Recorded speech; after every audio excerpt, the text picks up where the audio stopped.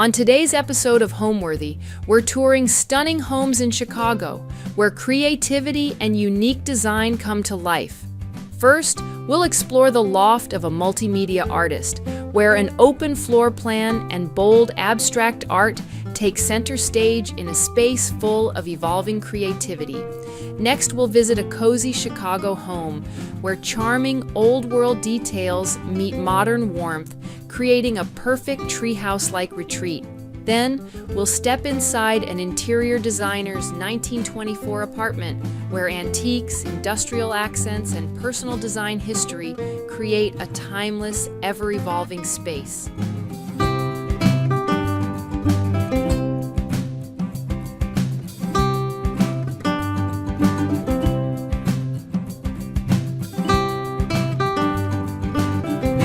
Watching Homeworthy, where we believe every home has a story. Hi, Homeworthy. I'm Courtney. Welcome to my loft in Wicker Park, Chicago. Come on in.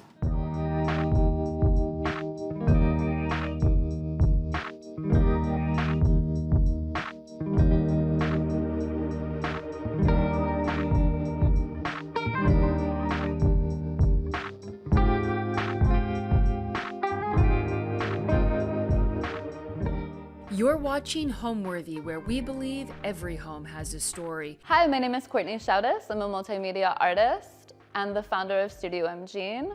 Welcome to my loft in Wicker Park, Chicago. I first found this loft in August 2020, where we first moved in August 2020. It was a sublet. I came to view it and I automatically fell in love with it, and I would not leave the landlord alone until I knew that this was going to be our new space. When I first moved in, was a little difficult. Before here, I lived in like a historic landmark by Edgar Miller. It was called the Carl Street Studios.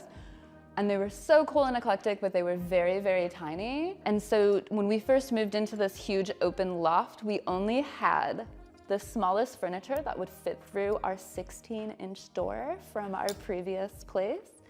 So when we first moved in, it was like very overwhelming and very daunting, because we literally had furniture for like a little hobbit house, and it took many, many, many years to kind of grow our home into what it is now. It is an open loft, so I have zoned out the areas here. We are in the living room.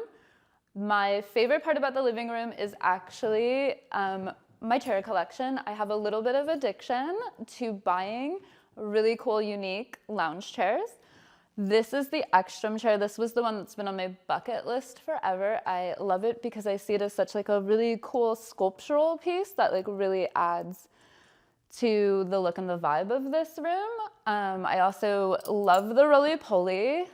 Know that chair is having a moment, but who doesn't love it? And this is probably, everyone always says they don't have comfortable furniture in my house, but I do. This is the Heyday by Blue Dot. It is like, I don't know, being in a hammock when you sit in it, I absolutely love it, but it's very beautiful and gorgeous too. The sofa needed to take a second life on. It's from CB2, and so we decided to add all of the circular pillows just to kind of give it like a second life. All the artwork that you do see in here is by me because my art studio is directly across from me, but we'll get to that later. Getting over to the coffee table, I will style this probably weekly. Basically, the truth is whenever the flowers die is when this is getting restyled. But we did just get new florals, so we have a whole new table. The one thing you'll see the most of on the table is some Gaetano Pesce pieces. I am absolutely obsessed with the artist Gaetano Pesce, so I have a few of his vessels and coasters. I also have a Gaetano Pesce Indian summer vase that I absolutely love. It's one of my favorite things. I love doing that because nobody expects it to do that. What I really want to talk about too is one of my favorite pieces in this room. I guess they're all kind of favorites, but is this lamp. I had it commissioned by a beautiful artist named Debbie O'Hara, Left Hand Pottery. And when I sent her photos of what I wanted, I wanted just like this weird kind of like sculptural to kind of match the Ekstrom chair, and she came back with this and I absolutely love it. So, you know, I think it's one of my favorite pieces. Actually, when she showed me the video of her creating this, it was epic. So if you have a chance to look at her artwork, I would. You'll see that I kind of have, which I think is unexpected, a Christophe addiction, but there is a lot of Christophe in the home. I love French silver, who knew? This is also Christophe, the vase. And I love a weird floral display, kind of Dr. Seuss vibes, but like it makes me happy. And then the last thing I think I would talk about is maybe the abstract rug. It was a gift from Jonathan Y, and I really love anything that doesn't have, I don't know, a straight line to it, anything that just kind of has flow and movement. So yeah, this is our living room. So I have learned when I'm bringing a lot of colorful art in and colorful pieces, I need to kind of bring the room down to anchor the room with the darker pieces of furniture. I've made the mistake of trying to bring in a really bright chair and it just didn't work. So I try to keep the larger staple pieces as an anchor so that I can continuously bring in, you know, neon pink vessels or orange and yellow floral, or very colorful paintings. I need there to be a grounding at the same time as there being color everywhere. So decorating any area in my house is a challenge because there is no storage. So when you have an open place like this, and I also collect books, I like to collect games, I collect pieces of artwork, you really have to learn to like display everything in such a specific way. I probably should have a one in, one out rule here. Everything that is in the house is very intentional, but because of the lack of storage space, you do have to think about, is it worth bringing in?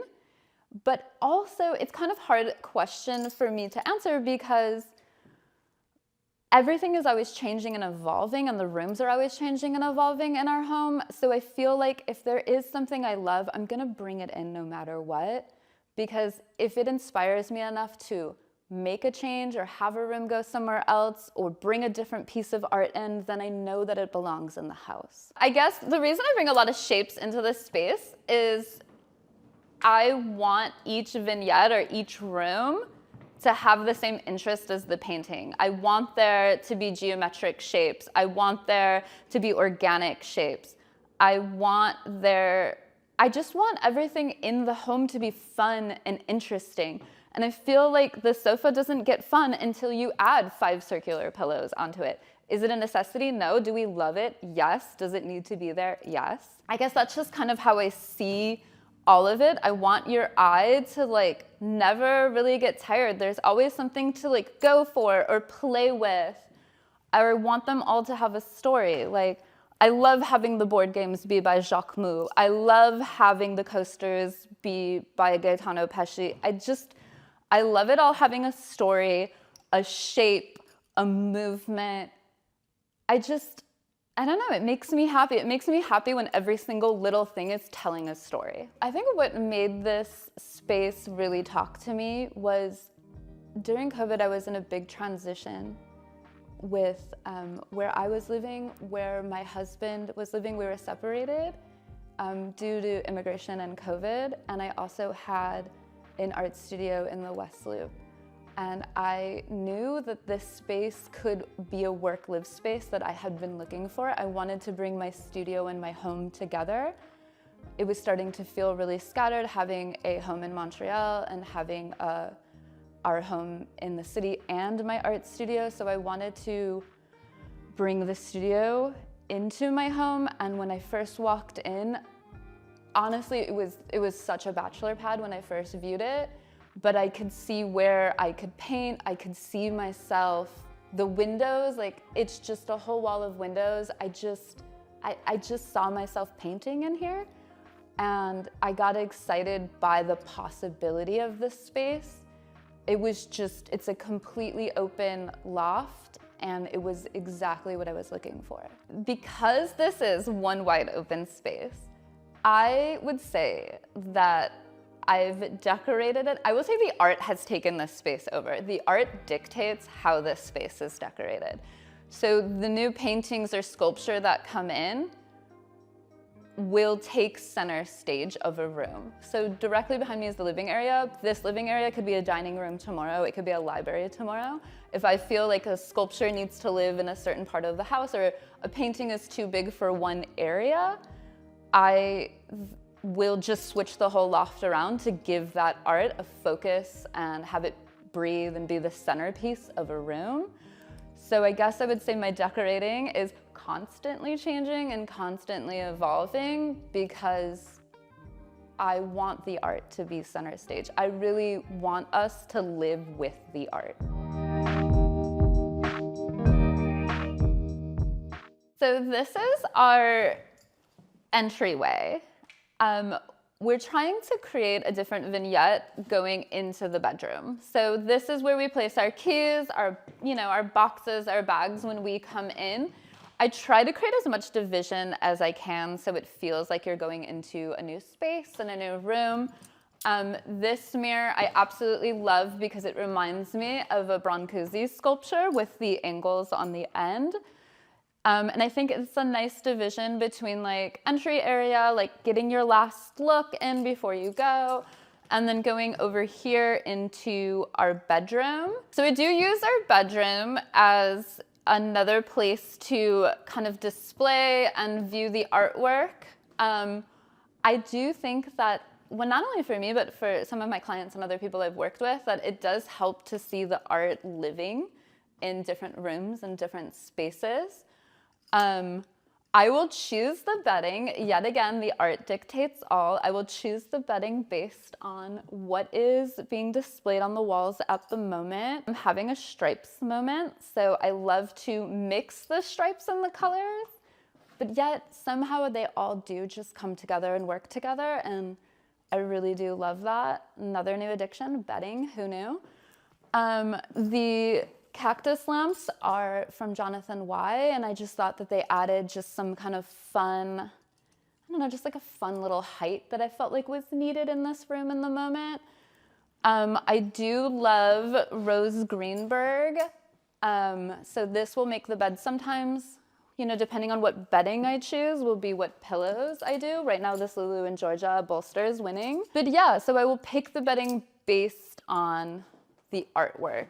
I do love her. She's kind of been an icon for a little bit above the bed.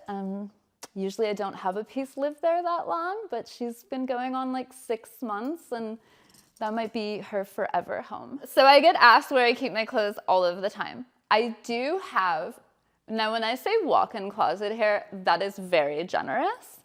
I have a smaller walk-in closet, but my landlord who lives above us, I do love him, but this is a rental, does give me the basement for storage.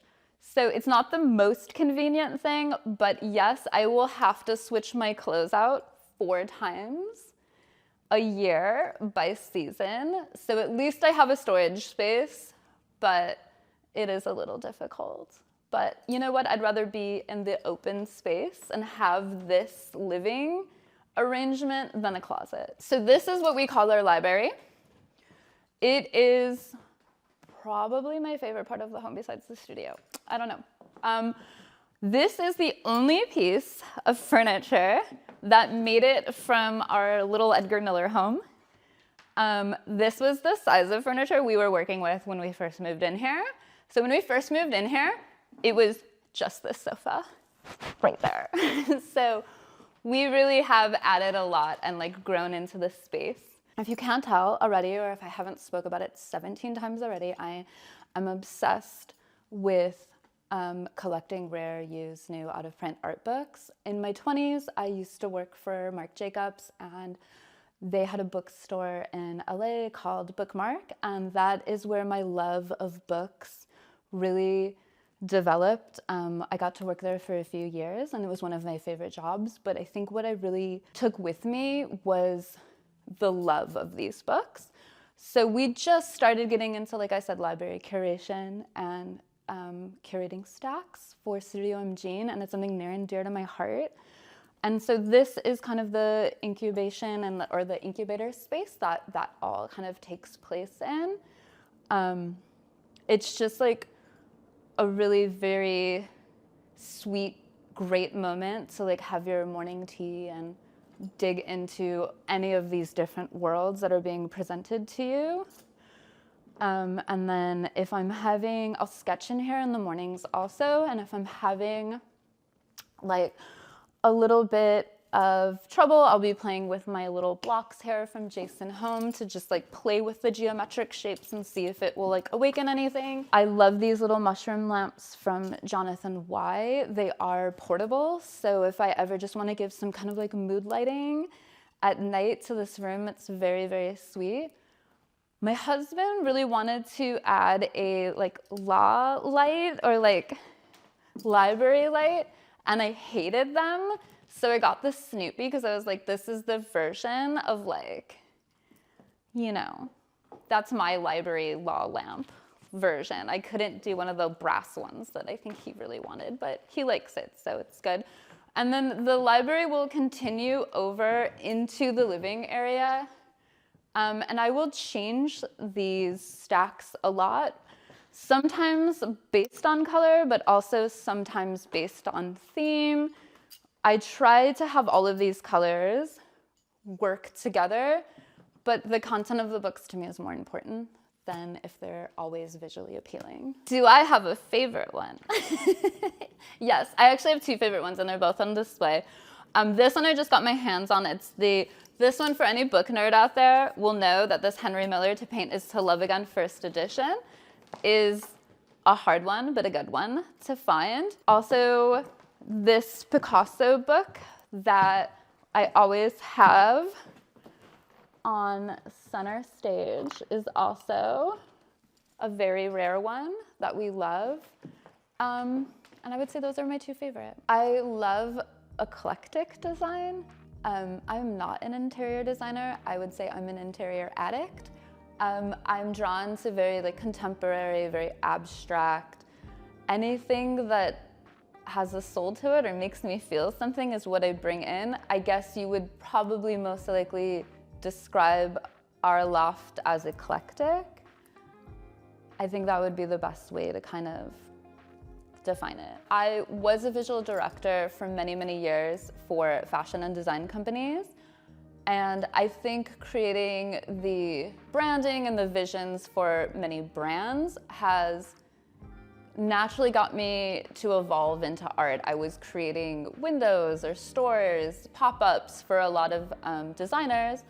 And I started making art in that way, and then it just kind of blossomed and it just kind of took off, and that's how I started Studio Imgene.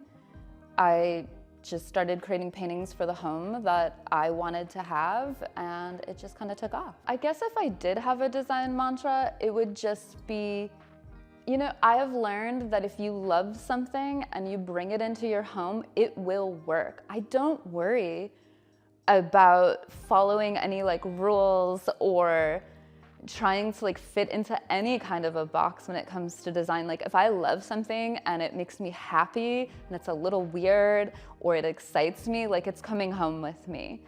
And I've just learned that if you love it, it will work in your space. And to not worry about following if it's like a trend or if it's not. Just, it's your home, you live here, love it.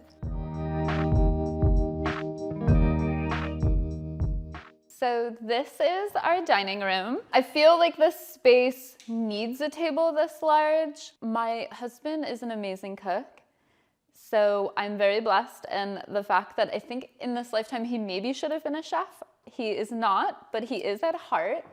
So we do entertain as much as we possibly can. I love having a little dramatic moment for the centerpiece. I used to change the centerpiece a lot more, but I've been really, really stuck on these candelabras from Blue Dot. I don't know, I kind of want to add more in, but right now this is where we're at. I got really lucky with the dining chairs because they are all Facebook Marketplace finds. They're not, unfortunately, the real thing. They are a replica, but you know what? For the price that I got these for on Facebook Marketplace, I will take them. I love them. I just love the silhouette of the chairs. My husband is also a musician in his free time. So we do have a large record collection. Our record collection does vary dramatically because he does produce music. So it is one of the most eclectic record collections. For me, I'm all like garage and psych rock, but for him, it could be soundtracks, jazz, anything that you can even fathom or imagine. He does always put his favorite album or what he's listening to at the moment on display. And right now, that is Beat Conductor. And for all the music nerds out there, you'll know that he probably did that on purpose. This is kind of a relaxing, kind of like when my husband comes home from work, he'll have a glass of whiskey, a record playing. You know, I try to give him his whole like Mad Men bar cart vibe happening over here. He does not use it as much as I would like him to, but you know, it's there if he ever needs it. And then, like all things you will see in the house, the stacks of books will make themselves a little bit everywhere. These are actually about to leave. These are going to clients soon, but that's kind of like where they'll find their space before they leave. I do want to mention this piece also. This is from another artist in Chicago called Dee Heron from Studio Heron. She does some of the most beautiful like basket weavings. So I really do love that I have a piece from her in this room. I think it brings some color and interest. This is another piece. So I feel like when a painting here is just finished, this is the spot for whatever reason it comes to first.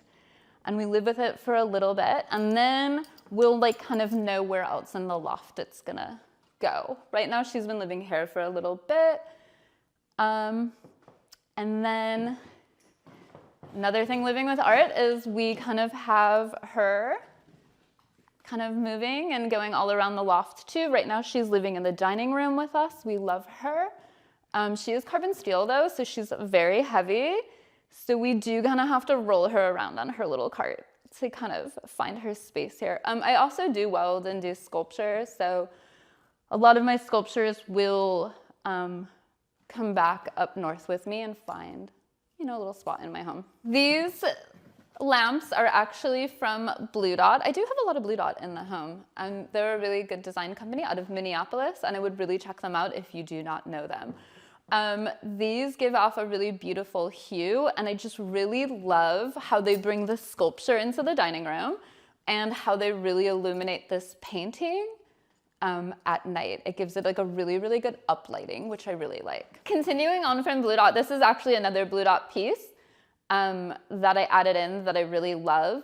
This guy kind of makes his way all over the place in the house, which I really like. I also like that it can just be a side table if I want to take the leather pad away from it. So the bar cart, like I said, was me trying to create like the whole like Mad Men moment for my husband when he came home from work, but he's definitely a little bit more simple than I am. So like, you know, but if he does need a beautiful martini or, you know, any kind of mixed cocktail, then we will bring the barware out.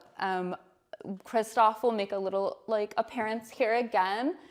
I've weirdly gotten into like 80s crystals. Like you'll see these crystal vases and crystal like ice buckets mixed in. And do you guys want to see like the tackiest, most amazing silver find that I just got at the flea market? Like, why does this exist? But we love that it does. So I have her kind of hidden at the bottom. But when we do have a dinner party or something like that, it is kind of fun to bring out these like, I don't know, really like ostentatious loud pieces. At least I think so. But yeah, so I've been really into crystal and silver, and that's kind of the whole look I'm trying to give here. But everything is usable You know, and when we do a tablescape or we're doing cocktails with friends at night, they will get used. We want this to be like an open, fun home for everyone. So the dinner parties can be casual, but I like a theme. So I will kind of theme it based on either a movie or the dish we're making or, you know, whatever it is. But really the heart of it will be based on what he's cooking and what he's making, and then I will match the table for what he's created. But I tried to keep it as relaxed as possible. I just care that you come with a good heart, and that's it. Everything else doesn't matter. The rest we can bring the show, it's fine. I feel like you see them in everyone's home these days, but this is the extra large hay lamp from Design Within Reach. And I actually have two of them. I do have the one above the dining, and I do love it because I have put in the like Bluetooth multicolor bulbs. So this will at night match the artwork or the vibe. Like it was blue 2 nights ago, it was red the other night, like yet again, changing it up with colors. And I just added the sister to it to above the table in the kitchen. So I have 2 major inspirations, which like to this day surprises me because I grew up like a punk rock kid.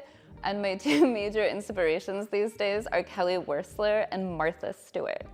So like, it's funny for me to like say that out loud these days, but I would say my biggest like design inspiration is definitely Kelly Wearstler and Martha Stewart because I love a tablescape. I love a pretty scene. So those would be my top 2 inspirations. I think that my favorite thing about my home is that it's constantly evolving.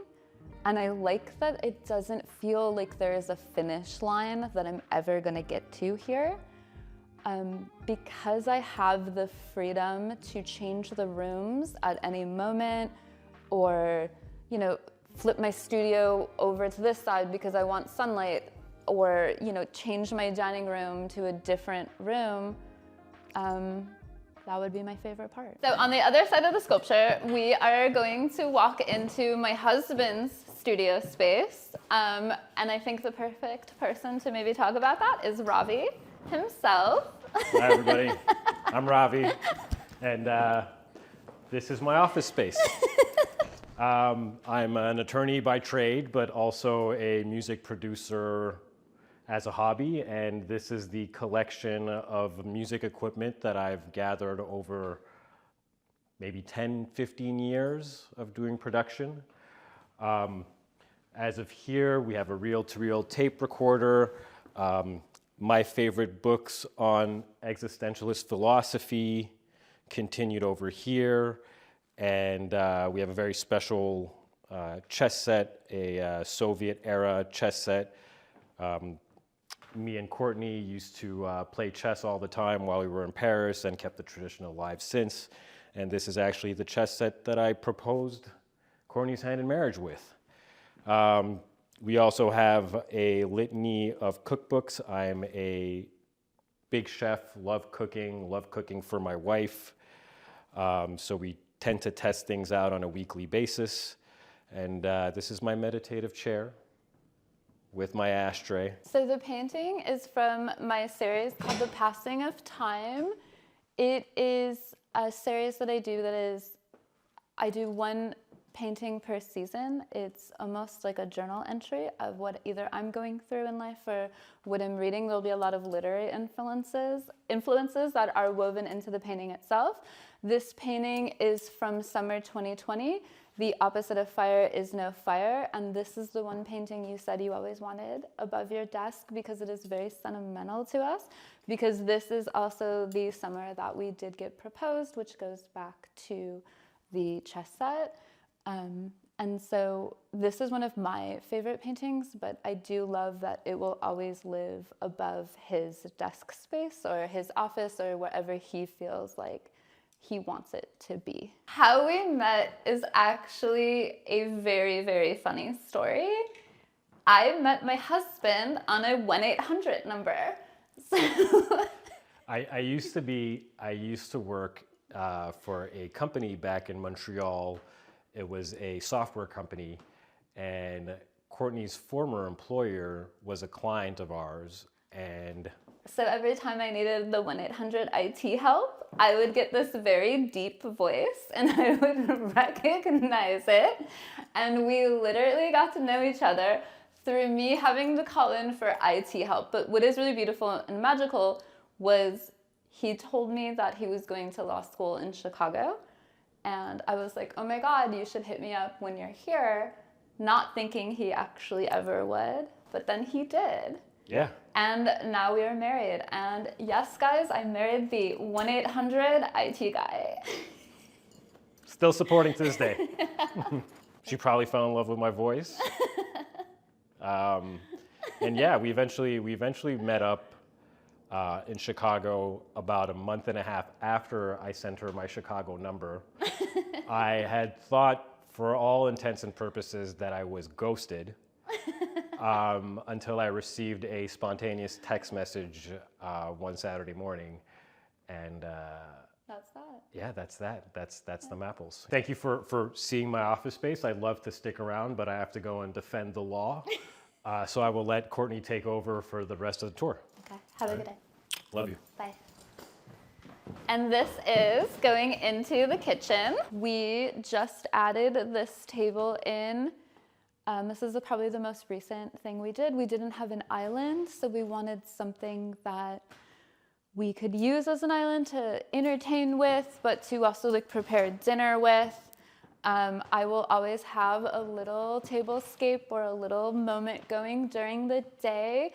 This is the Martha Stewart addiction. This is where this comes into play.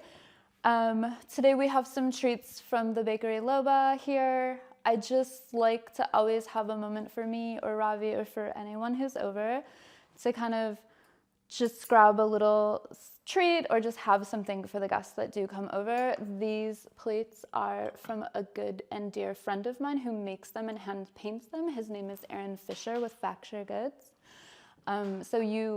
I will try to use his plates as much as I can because they are little pieces of artwork. Over here in the center of the table, I did not lie to you earlier when I said I do have a bit of a Christoph addiction. These are my favorite piece by Christoph. They're called the Mood Eggs. They actually do hold all of our silver and our flatware. And I have added on, because my husband does like to cook a lot of different meals from all over the place. So like, do we need silver chopsticks? No, but do I love them? Absolutely. So I also think that they make a really fun and beautiful centerpiece. So we do love those. And then these are my newest kind of addition too. These salt and pepper shakers are from Hem. They remind me of Beetlejuice, so like I had to have them because that's what will happen. I'll be like, oh, they look like Beetlejuice. I need to own them. The other thing about this kind of centerpiece setup that I love are actually the geometric stools that I found. I really wanted the Herman Miller ones, but they were just out of budget. So these were the closest that I could find to give me the look that I wanted. And I don't mean to get more cheese, but like they also look like little chess pieces to me, and I love that. And so in the morning when we do play chess together and kind of have coffee or our treat, I don't know, I kind of feel like it just brings that all together for us. So I love them. And maybe one day I'll get the Herman Miller ones, but right now, these ones I love, and they do what I want them to do. I love this home. I love our space, but it is a rental. And with a rental, I unfortunately have the doomed, hated white refrigerator. And if you know why I'm pointing this out. There's nothing I can do about it. I don't want to cover it. I don't want to make it something else. We rent, it's a white refrigerator. So instead, I expanded on the whiteness of the refrigerator. I'm trying to like give it its own vibe, but you know, sometimes you're just stuck with it. But yeah, this isn't really my world. This is kind of more Ravi's world, but it is just like it is a good kitchen, but if we owned, I would have scrapped this whole thing. But I'm just trying to make it as fun as I can while we are in this space. My favorite dish, and he might be annoyed that I'm gonna say this is my favorite dish, but him and his mother knows that this is hands down my favorite dish. I think his mom still makes it better, but he's a good runner-up. They make these grape leaves that are just they warm your soul the second you eat it. It's so much effort. It is beautiful to watch them roll them and create them.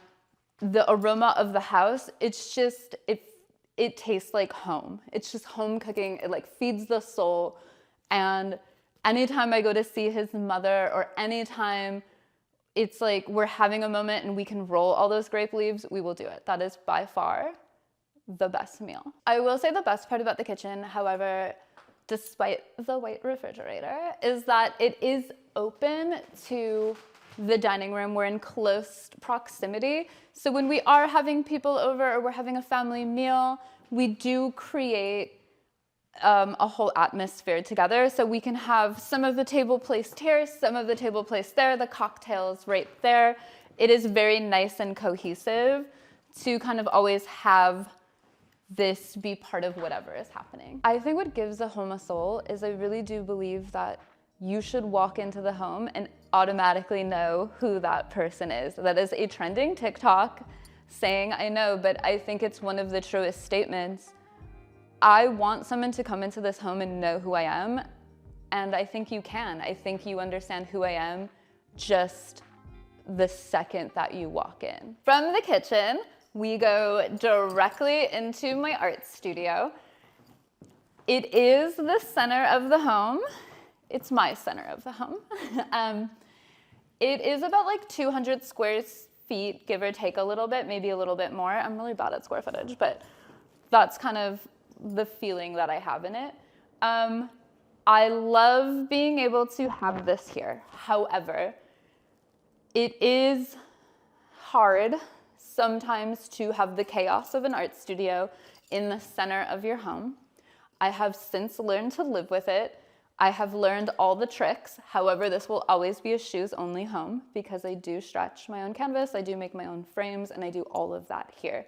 So there will be moments that I do push this all the way out, and if I'm preparing for a show or I'm preparing a lot of pieces, this space will definitely make its way out.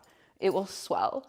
At the moment, I am working on smaller pieces, so it's kind of contracted and it's taking the space that it is right now.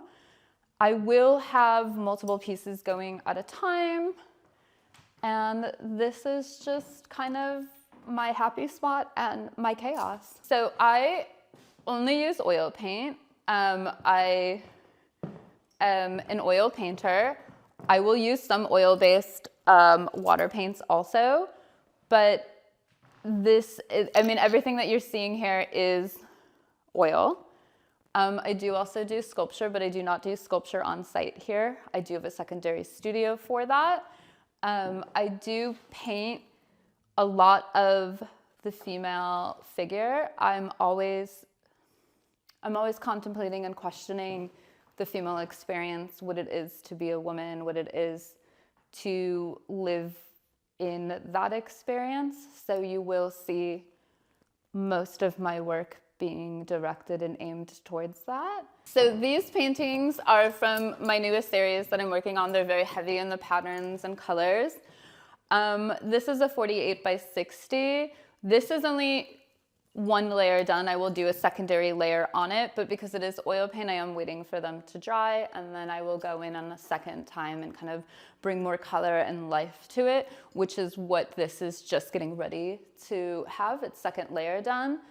I've been going like heavier into the florals these days and the colors with the bodies and the snakes. And like I said, this is gonna go back to all of my art is exploring the female experience. This is just kind of my really messy work spot. This is where I'm gonna be mixing the paints. This is where I'm gonna be doing my color swatches, my sketchings. I wish that this could be pretty, but it's not meant to be pretty. It's meant to be messy. It's, what's meant to, this is a workspace. It's meant to kind of be a little chaotic, and, it is what it is. But I do love having it in the center of our home. I guess if I had any tips for anyone that was starting out in their art career is, I mean, I have so many tips, but the number one thing is to just do it and to not care what anyone thinks. Like, we're all artists, we can all express ourselves in any way we want, and do not care about what anyone is saying externally. Like, we're here to create, we're here to make these things. For me, I'm trying to understand my female experience. You might be trying to understand a different experience, but like, delve into art and just do it. And don't care what anyone thinks, just keep making it. And I mean, the way that art opened up for me was insane. I didn't seek out to be an artist or a painter. I wanted to be a writer. But I just started painting the paintings that I wanted to see in my home, and then it just grew, and then I was expressing so many different versions of myself through painting, and I didn't even know that that was something I was capable of doing. It just kept happening. So my advice to everybody is just do it, and it will shock you how far it opens up. The reason I chose this spot, and I have moved it once before and then moved it right back to this spot, is because I actually have the light flooding in from both spots. So I have it coming in from this way and this way. And so it's kind of been, I mean, there's nothing better than painting in natural light. So it's been the best spot to place it. Another part in the studio that I like is a lot of my finished work will kind of go over here. But I do have some of the sculptures here at home with me.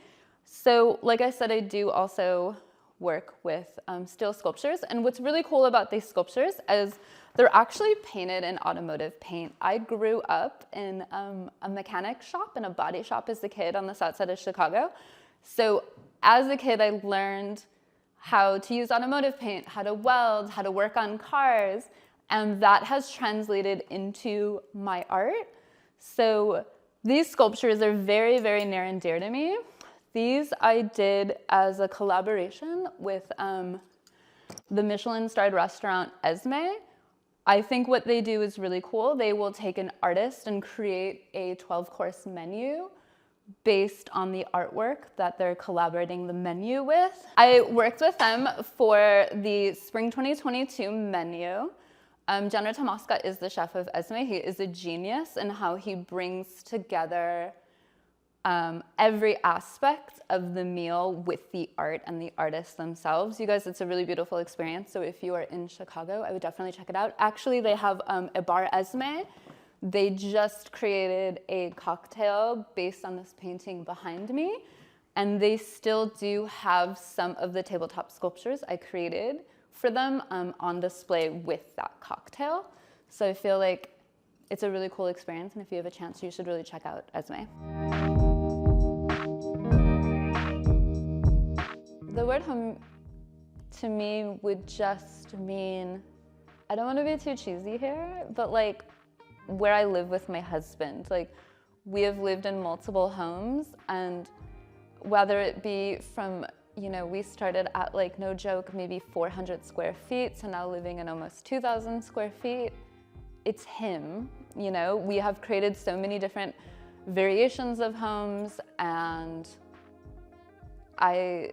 that's the only place, that's what is home to me. Thank you so much for coming and seeing my loft, Homeworthy, but I'm finished. It's time for me to go back to the studio, so thank you for visiting, but it's time to go.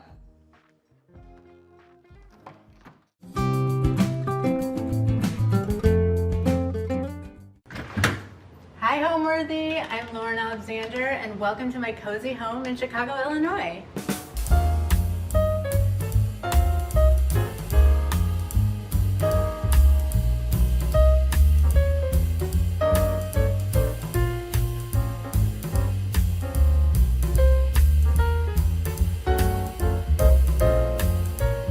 You're watching Homeworthy, where we believe every home has a story.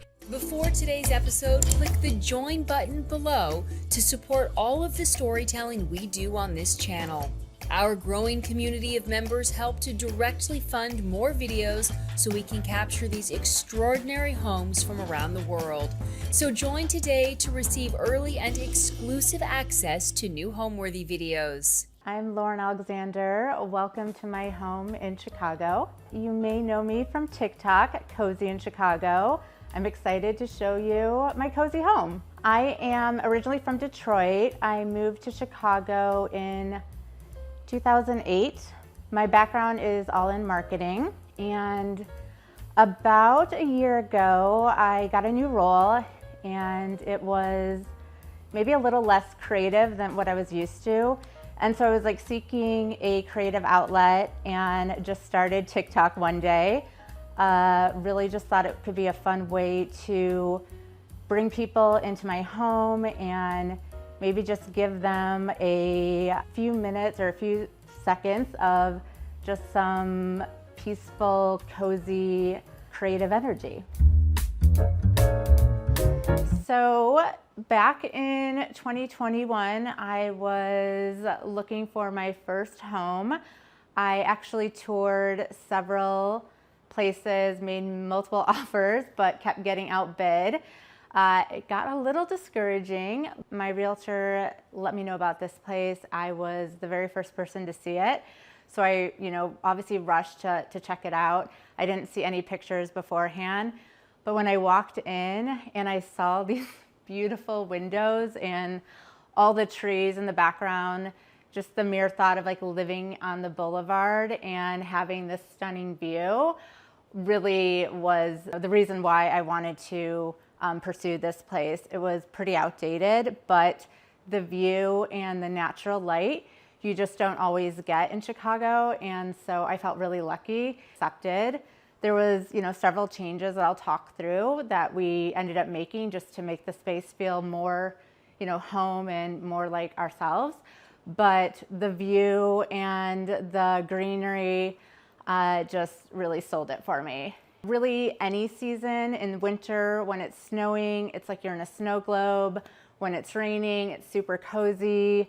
Having so much nature and having this view is really what made me so excited about this space. And it's also what you're gonna see how I started to think about decorating. I really wanted to bring in a lot of earth tones and warm tones and use this as inspiration. And so you're gonna see like greens and browns and blues throughout the house, because I do think it's important to let the space that you're in guide you in how you decorate. In this living room, what I love so much about it is it's almost like living in a tree house, or it's like a sunroom, and it is just, really, really beautiful. So I always really like to mix more different materials, maybe more feminine, maybe more, harder materials. I think that, again, also just brings interest. So this rug, which is from Anthropology, and I get asked about it a lot, it was one of the first purchases I made because I did think that I did want to create something that was a little bit more feminine, but also I think pink is basically a neutral. My boyfriend might not agree, but I do think it is basically a neutral, and I think it has a lot of interesting patterns. This is actually an outdoor coffee table. It's got terrazzo. This is from CB2. I wanted something that would kind of ground the space, and I thought that this would do that, and it also would hold up, coffee cups and things that spill. It wouldn't be, it would be easy to clean. It wouldn't be something that would be too precious. So I really like to have that juxtaposition of, more soft and feminine, but also maybe like harder, more masculine features. And I think it works really well in the space. The other thing that I get asked a lot about that I really like are these dramatic snake candle holders. I definitely like to burn a lot of candles. And, when I'm creating content, I do like to bring in all different senses and movement. And I think it just kind of helps with creating that 10-second vignette. And so I always, burn candles or burn incense. But I got these candle holders about 4 or 5 years ago at a local boutique that has since closed down. People ask me about it all the time, and I do think House of Hackney sells it. Playing into the outdoors and bringing some of that in, I just love plants and love greenery, and people ask me all the time, like, how do you keep your plants alive? And I usually just encourage people to start with like some of the simpler and easier plants, like a ZZ plant or a snake plant, and then once you feel more comfortable, you can advance. But having plants just helps to create more life, and it gives you, there's definitely something very exciting about, taking care of a plant, and, they increase oxygen in your room. So I always encourage people to add plants to their house. I also really like using a lot of textures, and so I make sure to have a lot of different baskets and wicker.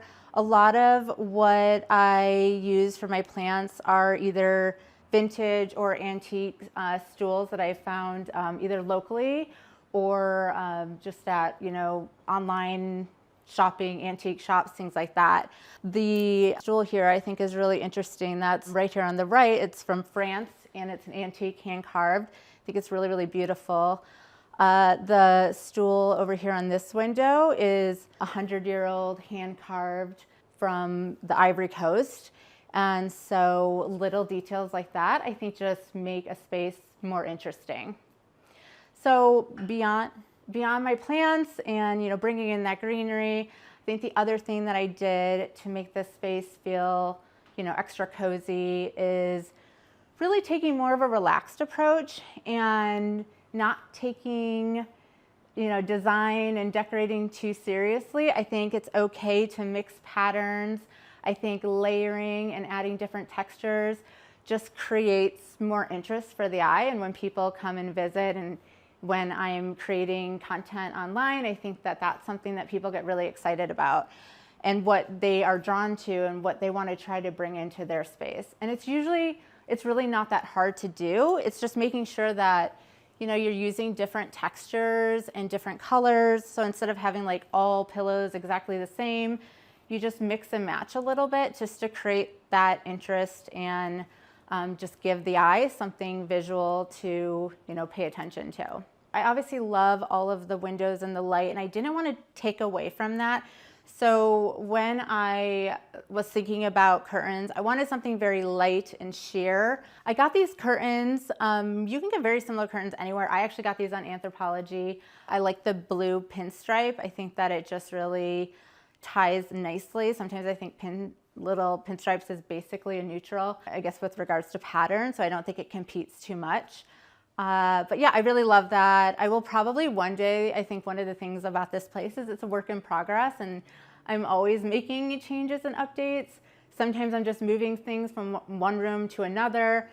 Sometimes I'm, just continuing to build upon what I did, but I will probably eventually put curtains all the way around. I just didn't want it to feel too heavy, so that's something I've been thinking about. I decided that I wanted something really dramatic for lighting. I do think that light fixtures can really make a space, and so I always encourage people to take your time with light fixtures and think about something that is going to, be the jewelry of the room.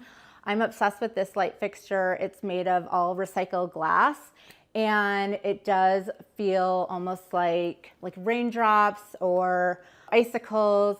But what I really love about it is that when the light is cascading through, it just reflects it so beautifully. So I did want something that was like light, but also a little bit dramatic, because I like the drama.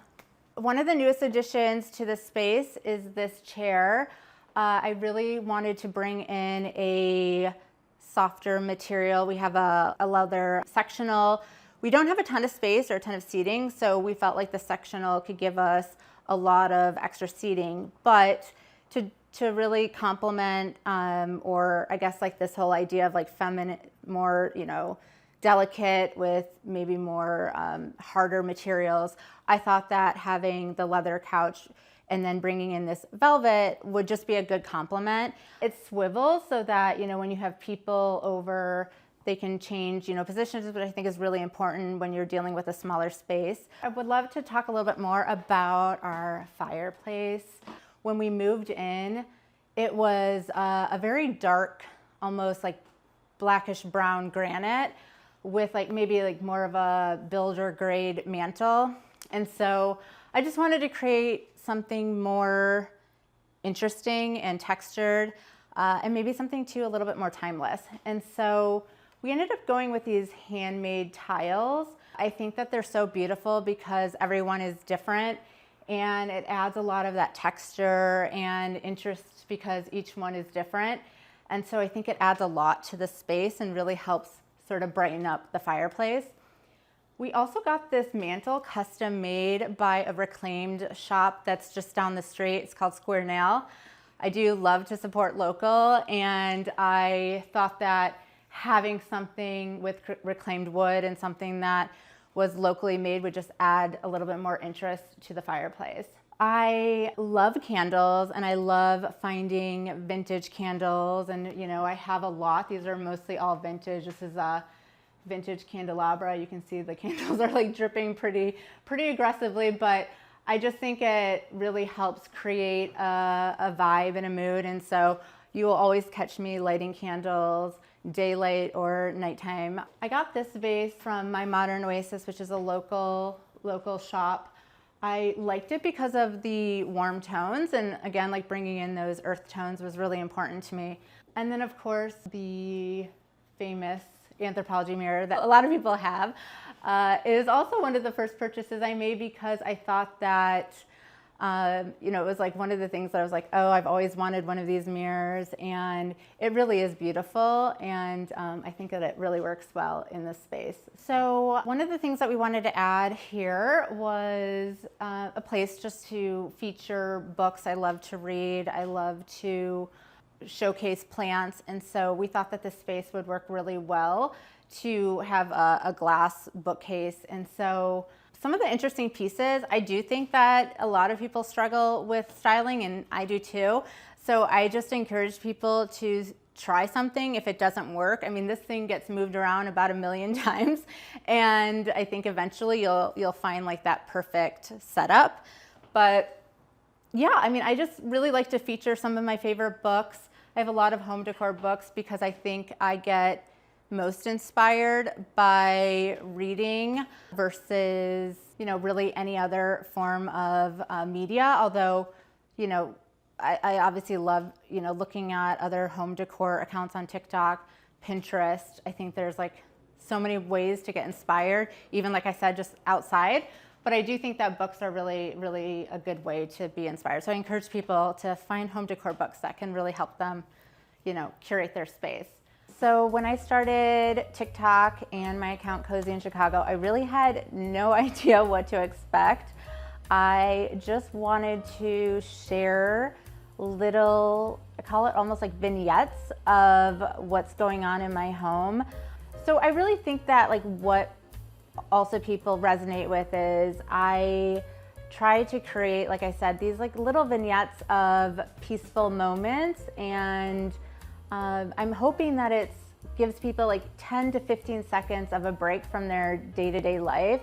And I think that people really resonate with that and enjoy being able to escape and being able to maybe experience that 10 to 15 seconds of a sensory. I try to bring in all sensories into my videos, from, obviously what you're seeing, but, I use a lot of candles and incense, and it's okay, it's almost like you can smell what's going on. And I try to really time everything to music so you can kind of hear and really experience the entire 10 seconds that I'm putting out. And I feel like the community that I have created, they're just so wonderful and so kind. Like I said, I didn't know what I was going to expect when I started TikTok. I didn't know people were going to be mean or critical, but it's just been so enjoyable. And I think that's why I kept doing it, is for that community. And then when it just started growing, I just, felt like, wow, this is something that I can keep doing. And I've really, really enjoyed it. because I am a first-time homeowner and had a limited budget, I did want to make sure that I invested in the pieces that I felt like would bring a lot of value to the home, but also, got a little scrappy and made sure to find some ways to save money. And so some of the things I did, obviously invested a lot in the light fixture. I worked with a contractor to build out the island, and we also extended this kitchen. So it actually used to end right here. So all of this to my right is new. I added all new, extended the counter, customized these open shelves, really wanted a coffee bar experience. So this is where we invested a lot. Some of the things we did just to save money, instead of getting new cabinets, we just painted them. I think can make a big difference, especially if you're using high quality paint. The stools were a Facebook Marketplace find for super cheap. A lot of people ask me where I got these stools, and I found similar ones that are really, really expensive. And so I always tell people if you can't find what you're looking for, or if you can't afford, just look on Facebook Marketplace. One of the things that I wanted to do just to create more character and charm to this space was add cafe curtains. And I am so happy that I did, because they are really sweet and they add some, texture to the space. I always encourage people to, get natural materials and high quality linens. So this is definitely a splurge. I got it from Etsy, from a local shop. I just love the pleating detail, but I do think that it just really adds a lot to the space. I don't want to cover a lot of light, so I felt like cafe curtains made a ton of sense. I got the hardware from Rejuvenation, and you can, if you're renting or if you don't want to fully commit, these are extension rods, so you don't have to actually install it into your window.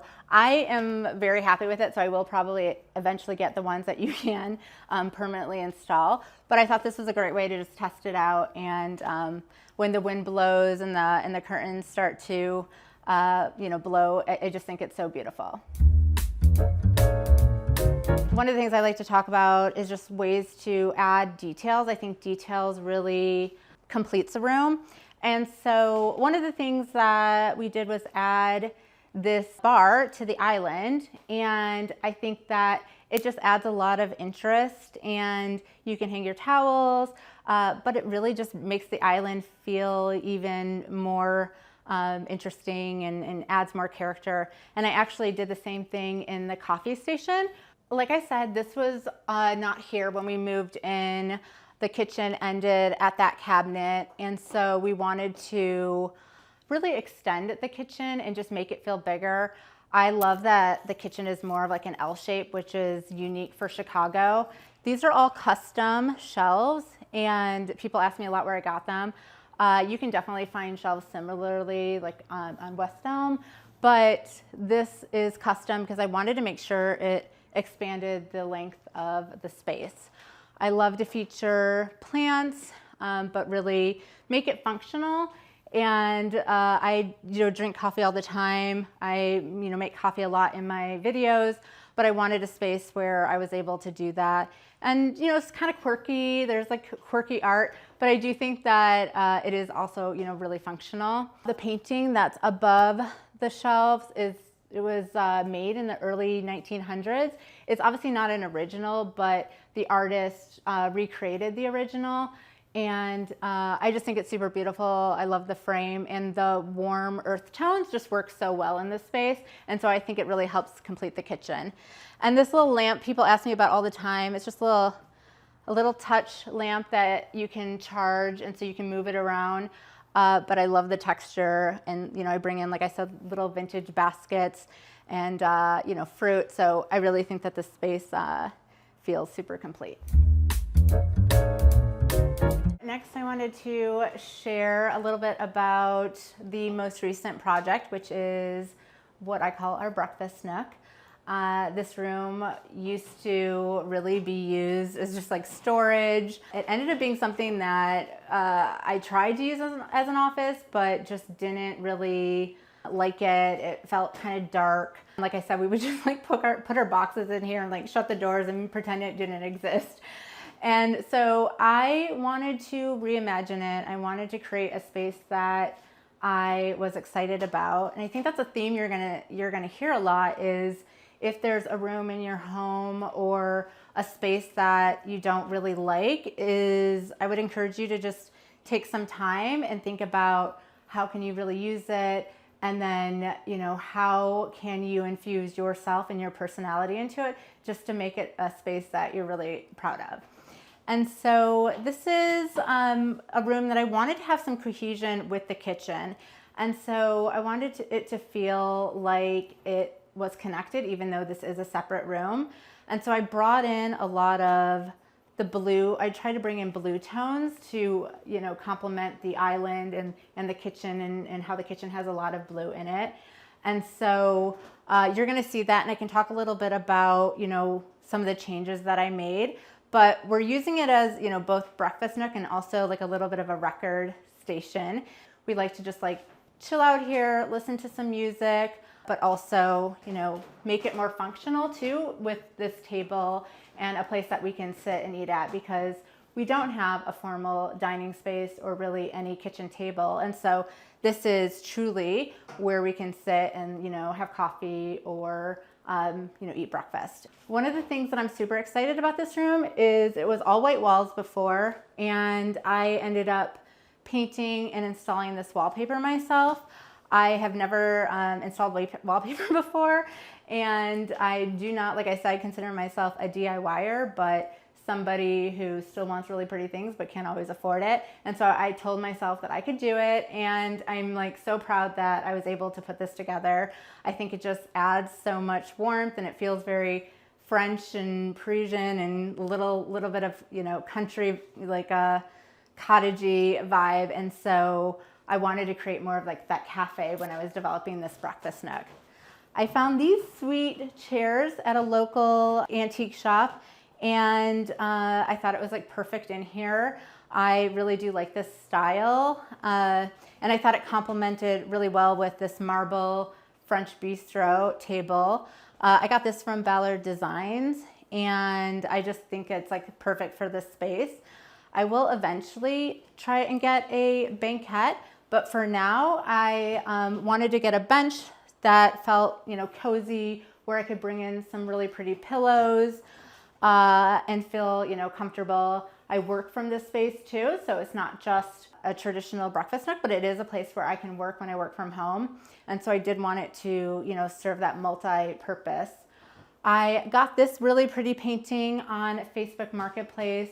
I did really like the colors, and I thought that it brought in some of the warmth that I, you know, really like, and wanted to have that cohesiveness throughout the whole place. So as I was creating the space, I did want it to feel all connected, and I wanted the warm tones to all come together. And so I went with this rug. This is from Serena and Lily, and I thought that it worked really well, and I thought that it adds some interest with the texture. I love round rugs, and it's sometimes really hard to find a good round rug, so I thought it worked really well in here. And then I thought it balanced out the pendant, which is also, you know, wicker and warm. I got this for two reasons. One, I did want to have that cohesion with the kitchen, and although, like I said, it is separate rooms, I wanted it to still feel like it was connected. And so we have the large pendants over the island, and so I wanted to bring in something maybe with a little detail, a little scalloping detail, but it still feels, you know, cohesive, and it still feels like it all goes together. So I do really like bringing in some whimsy and things that are, you know, just a little fun surprise. And so I got this from a local shop. It has since closed down, which is why it's so important to shop local too. But I thought it was super fun above the door and just like a little surprise as you're walking out. But yeah, I think it really helps complete the room. So many years ago, I used to work at a movie theater, and I love movies so much. I'm really passionate about art and theater. This is one of my all-time favorite movies, and a poster that I got when I was working at the theater. And so I you know, love that I can bring it in this room that's kind of like mixed. So you've got your music record player, but also a functional space for the breakfast nook. So next I went ahead to my main bedroom, but one of the reasons that I also fell in love with this space is because of this stunning exposed brick wall. It extends the entire hallway and I just think it's so beautiful. You see that a lot in Chicago apartments, but not to this size and grandeur, and so I really loved it, and I think it adds a lot of character to the hallway. This is also one of the more recent projects that we started working on. It used to be really a bright white kind of box and not super cozy, not very warm, and definitely not my personality. And so I really wanted to take some time to think about what we could do to make it feel really calming, peaceful, and things that, you know, just felt more like my personality. And so the very first thing we did was actually paint the entire room. We color drenched it in a very light blue. It's called Silver Cloud by Benjamin Moore. And I feel like the color drenching just made such an impact, and it just creates this really soft vibe in the room. And it, you know, definitely changes colors based on the time of day. It can read more blue, or it can even read a little bit of gray. But I do think that it is like really pretty, and it also kind of keeps the cohesion within my space, which is, I like to bring in a lot of those blues and, you know, like I talked about, the earth tones. So the other thing in here that I think is really fun and interesting is this bed. So I've had this bed frame for maybe a decade, and I love it against the blue wall. It used to be in our guest room, and when we painted, I was like, we need to bring the bed frame back in here because it is just gonna go so well against the wall. And I just think it's like perfect and made for this room. I also just wanted to create some, you know, more coziness and moodiness with this light fixture. It's pretty dramatic again, but you know, you can dim it, you can really create more of that mood in this space. And what I like a lot about it is the texture. I know these paper lamps are pretty popular right now. This is more of a linen. And I thought that the texture of the linen was just more my style and something that I wanted to bring into the bedroom. Obviously, the focus of the room is the bed, and I know sometimes it can be tricky how to, you know, make the bed feel luxurious, almost like you're staying at a hotel. And, you know, I just try to encourage people to not feel too overwhelmed about it, but really just some of the principles I talked about, bringing in those different textures and layering can make a world of difference. And so one of the things that we did with this, like, you know, 10-year-old bed, just to make it feel more elevated, we, you know, added a bed skirt, which just has this like very beautiful ribbon detail of a light blue. I got it from Serena and Lily, and I think that it's, you know, really perfect against the metal frame. And then, you know, I wanted it to feel light and airy, so I ended up going with an all-white bedspread, but, you know, adding texture. This is a wool throw, and I think that using natural materials makes a big difference and, you know, helps with that coziness. You might remember these pillows. I got these pillows from Jason Home, and they're in the breakfast nook, but I thought they worked so well in the bedroom too, and I like that cohesion. Like, I like the idea of helping rooms feel connected, and sometimes that means, you know, repeating things, repeating colors, repeating textures and patterns. And I thought that adding these pillows in here, especially since it's a blue, you know, the walls are blue with the little blue flower detail, I thought it worked really well. You're also going to see the same curtains. So these are the curtains that I had in my living room, but the pinstripe detail just works so well in here. And so I think that, again, bringing in that cohesion works really well, and I think it helps complete the space. So I wanted something in here to tie the space together, and rugs are so important to do that. I really wanted something that was a little bit whimsy, and I know scallops are, you know, super popular right now. I try not to play too much into trends, but I do think if you're going to incorporate some trendy items, which I think a lot of people do, it's doing it in things that maybe aren't like extremely expensive. So bringing in a rug, I think it's just a sweet detail. I also have that scalloping detail on the sconce. And I think that it's really beautiful. The color really matches well with the room, but I do think they complemented each other. And yeah, I think those little details can make a room feel special, curated, and make it feel like your own. I wanted to have bring in a painting that also felt calming. It's almost like she's sleeping and resting, and so I thought that made a lot of sense in a bedroom. I didn't want anything too distracting. I really wanted the space to feel simple and calm, and I thought this painting worked really well, this like sketch. I actually just got it from Jason Holmes. This is a design that I guess they worked on independently, and I thought that it was really beautiful and worked perfectly in this space. The other thing I think is kind of fun in here, in rooms, I do tend to keep my bedroom a little bit more simple than the rest of the house. I find that when there's too much going on, too many things, I kind of feel overwhelmed or don't sleep as peacefully. And so one of the things we did was remove our nightstands and just simplify what we have on either side of our bed. I found these chairs on Facebook Marketplace, and I just painted it the same color as our bedroom walls. And it really helps us prevent from just having too much clutter on a nightstand, and I think it's just kind of charming, and I like that monochromatic vibe that it brings. And so just really keeping some books, some flowers on the space really just helps add to the peacefulness and the calmness that I want to bring in a room.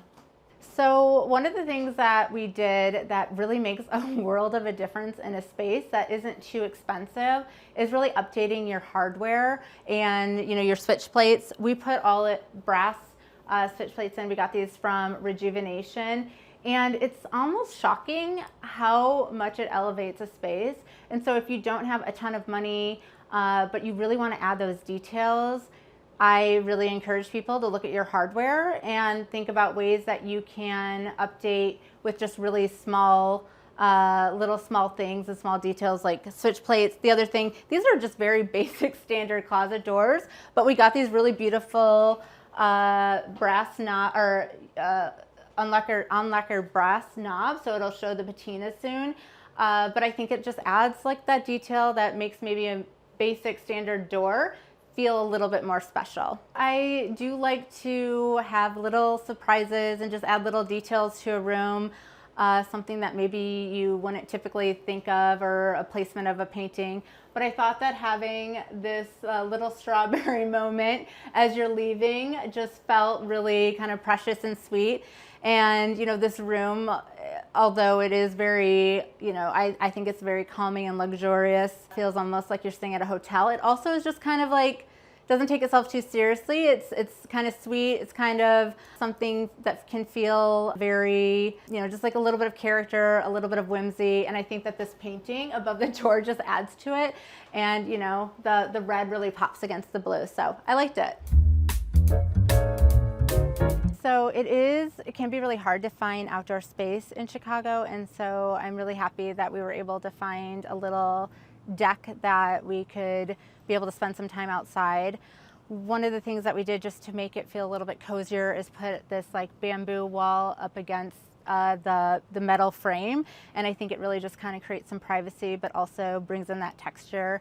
And yeah, I really liked it, and I think it adds to the privacy and the coziness. The other thing, I just wanted this to feel more whimsy and fun, and so I love to just chill out on a hammock, and I brought in some ruffled pillows also with the blue and white detail. But yeah, you can catch me out here reading a book and just relaxing. And then I love plants. It is definitely the end of the season, so a lot of the plants have seen better days, but I did just get some beautiful mums, and so it is really nice. I can sit on the rocking chair, look at my plants, and just read a book and relax out here.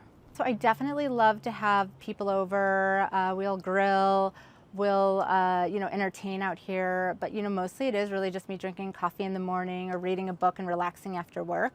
So just a place to escape from the city. I do like the fact that one of the things I really tried to do in my space is create that sort of like cozy escape from the hustle and bustle of a city life. And so being able to have a space that's just a little bit quieter and, I get to enjoy the outdoors is really important to me. I mean, I think home really just means that it's a space where you can feel safe and comfortable and happy to be in, a space where you want your friends and family and loved ones to feel comfortable when they visit. I am a bit of a homebody, so creating that space and that environment is extremely important to me. I've also just, and a lot of people probably experience this, maybe haven't had a home that they did always feel safe in, or that they did always feel comfortable in, or felt like their own, like maybe they were they were roommates with somebody or whatever that might be. I just think that when you get the chance to be able to create a space that's a reflection of you and the things that you like, and a space that just makes people feel warm and welcome, that's what makes a house a home.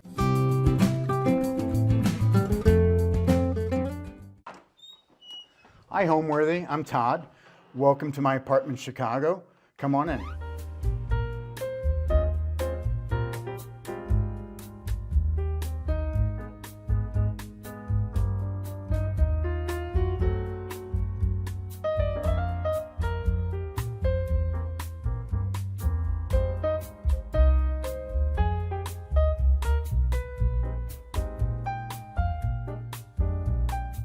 You're watching Homeworthy, where we believe every home has a story. Hi, I'm Todd Haley. I'm an interior designer in Chicago, and I would like to welcome you to my home. The building was built in 1924. It was originally built as a hotel, and people came here for the summer on holiday, and then it was converted into rental, and then about 30 years ago, it was converted into condominiums. Pretty much the unit is in the same condition it was when I moved in. I've basically painted and decorated. When I did the apartment originally about 20 years ago, I was heavy into industrial materials and things based on like the 70s work by Ward Bennett and Joe DeUrso and early Patino Wolf work, and it worked out well for me. And then over the years, I've kind of softened that hard edge look by adding antiques and artwork, which give additional layers. And lately, about the past 10 years, maybe 15, I started collecting broodless things, sculpture, artwork, objects, and I mix those in with other mid-century things, and it's really, from what used to be cold and a little bit off-putting, now it has a lot more layers to give it more depth and a sense of warmth.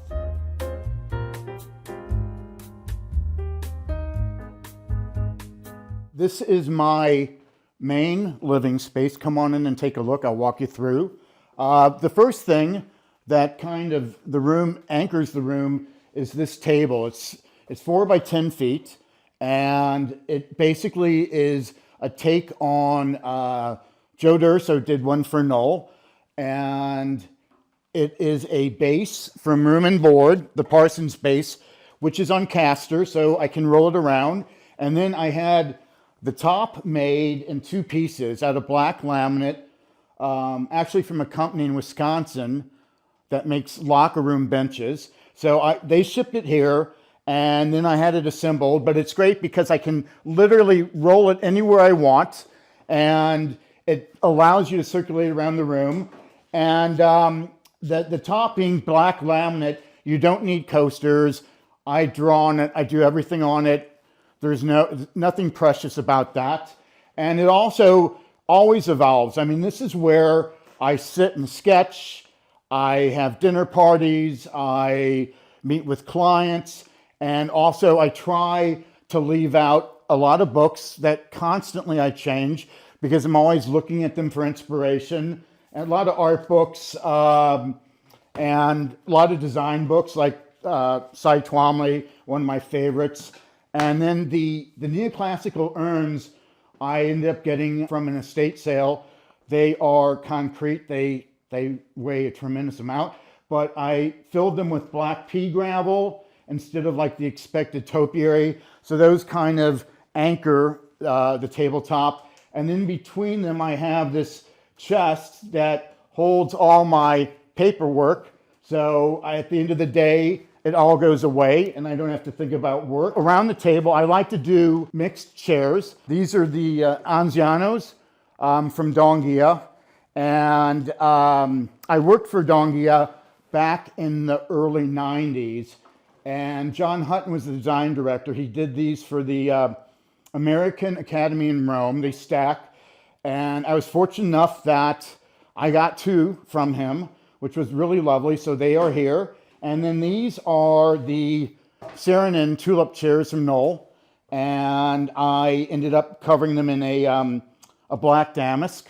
And so they work well together. And then at either end of the table, I have the Bernots, the iconic Mies Bernot, and they're in white leather. But I like the way that around a table, that when you mix chairs, it makes it a little bit more animated and it's not so boring. So it kind of livens things up. This table does a variety of things. It's my work table, it functions as a library table, and it's also a dining table.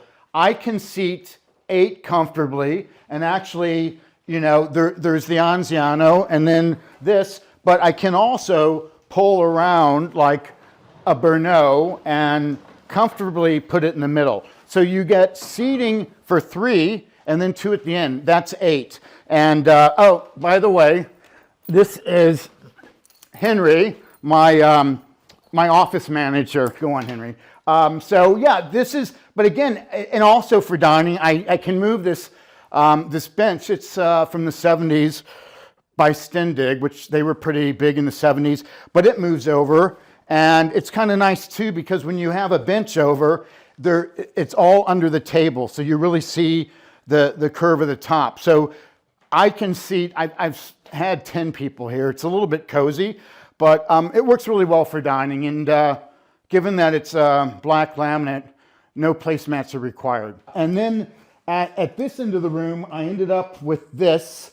I found it at the flea markets when I was in Paris on a trip, and I fell in love with it and brought it back. It is Regency style and has a lot of armalue, a lot of bronze armalue, marble inlays, the marble top. So I really love that piece. And it again, you know, it's softened, like the table is very hard edged and linear.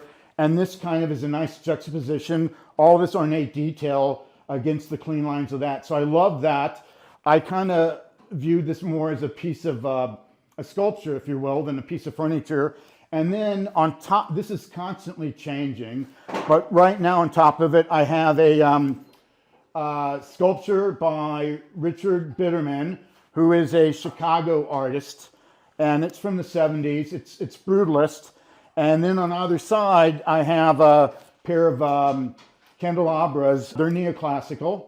And behind it, I have, it's a print from the 70s. So what I like about this particular, I guess, vignette is you get the great bronze here, and then it relates to the bronze and the candelabras, and then the sculpture, and then lastly, the piece of art. So I kind of like, when I group things, I like to mix periods, and I love the juxtaposition, but I also like for there to be kind of a thread, something that brings them all together. And in this case, it's the metal. It appears everywhere, and in the piece of artwork, it appears as the leaf in the frame, and then the coloration of the subject. And these foo dogs, I found those, they're black. I think they're very cool, and they kind of move around, but right now they're living up here. And then when I first moved in, this was all, that was it for my books, this bookcase. So I filled them up. I definitely have, I guess, an addiction to books. I have now, I think, over 700 books. So when this filled up, I ended up buying these. They're actually shelving units. Found them at Home Depot. They hold 200 pounds per shelf. So I don't have to worry about them sagging with all the books on them. So originally this room had, and you'll see when we go into the den, but I had 2 twin size beds here that made a 13-foot banquette. The table was at the windows. And after I lived in the space for, wow, probably 18, I just did it in the summer, for 19 years, I realized that when you'll see in the den, the bookcases blocked the window, and I began to miss that light. So I moved the bookcases into here, centered the table in the room, and then the 2-piece banquette moved into the den as daybed. So this functions, like I said, it's a deeply personal space, and it just functions so much better for the way I live in the space. And these are for toys. I got these at auction. I just love them. I love the lines. I think they're very cool. I love the lines of the bookcase against the gilt wood carving in the chair. I think that's really, it's a great kind of juxtaposition. And then I found these screens.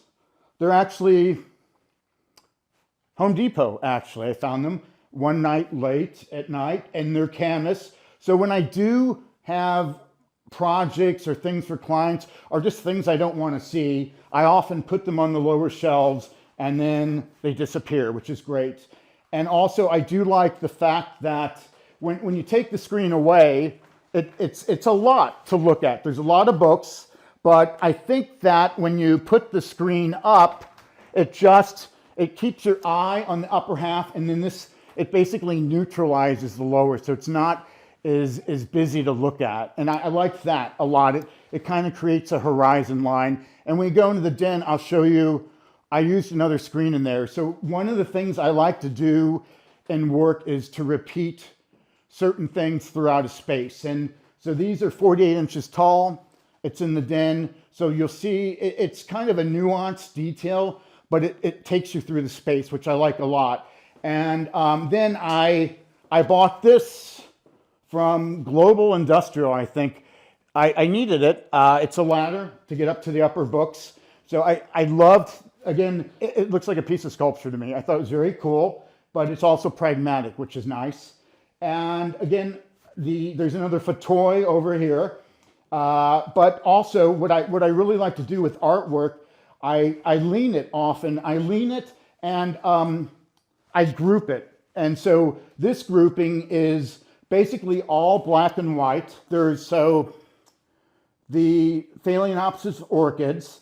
I got that from a street photographer in New York.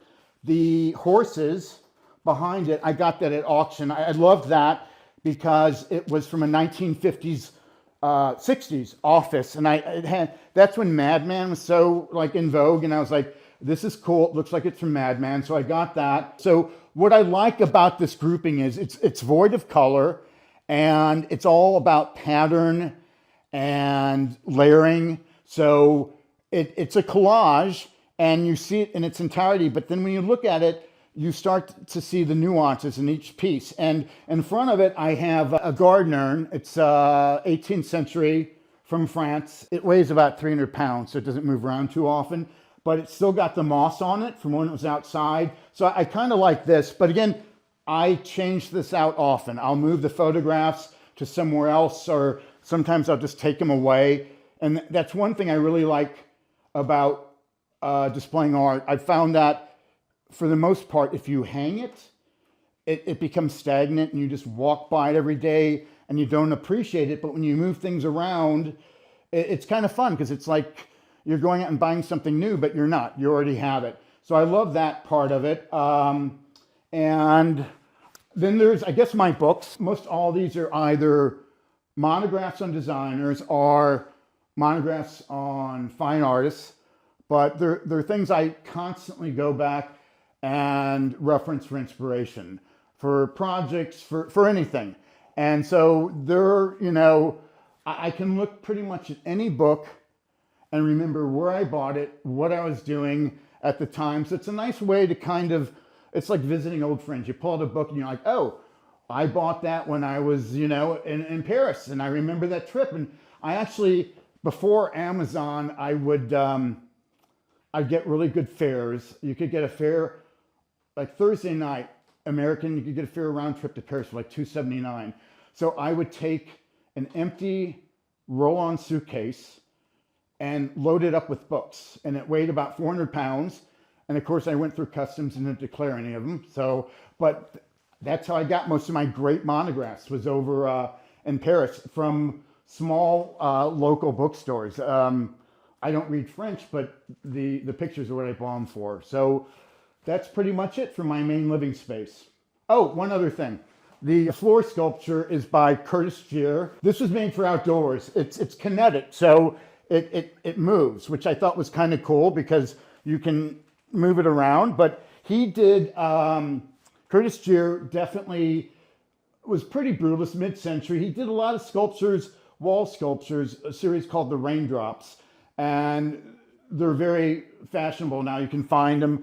But I saw this piece, and I never had seen an outdoor piece he had done. So I got this, and I like the fact, again, it's animated, it's very curvy, and when you look at the sum of everything in the room, I kind of think that everything kind of has a conversation with each other. So you've got this with the heavily ornate commode, and then the fauteuils and the industrial shelving. So it's really the sum of all parts that kind of creates the vibe, and that was just, some of it was a happy accident. The walls are all white, and they're actually painted in a semi-gloss because it was like Ward Bennett and Joe D'Urso back in the 70s did that, and it's basically, it moves the light around the room, it doesn't absorb it, and then it provides, like I said, a backdrop for the objects.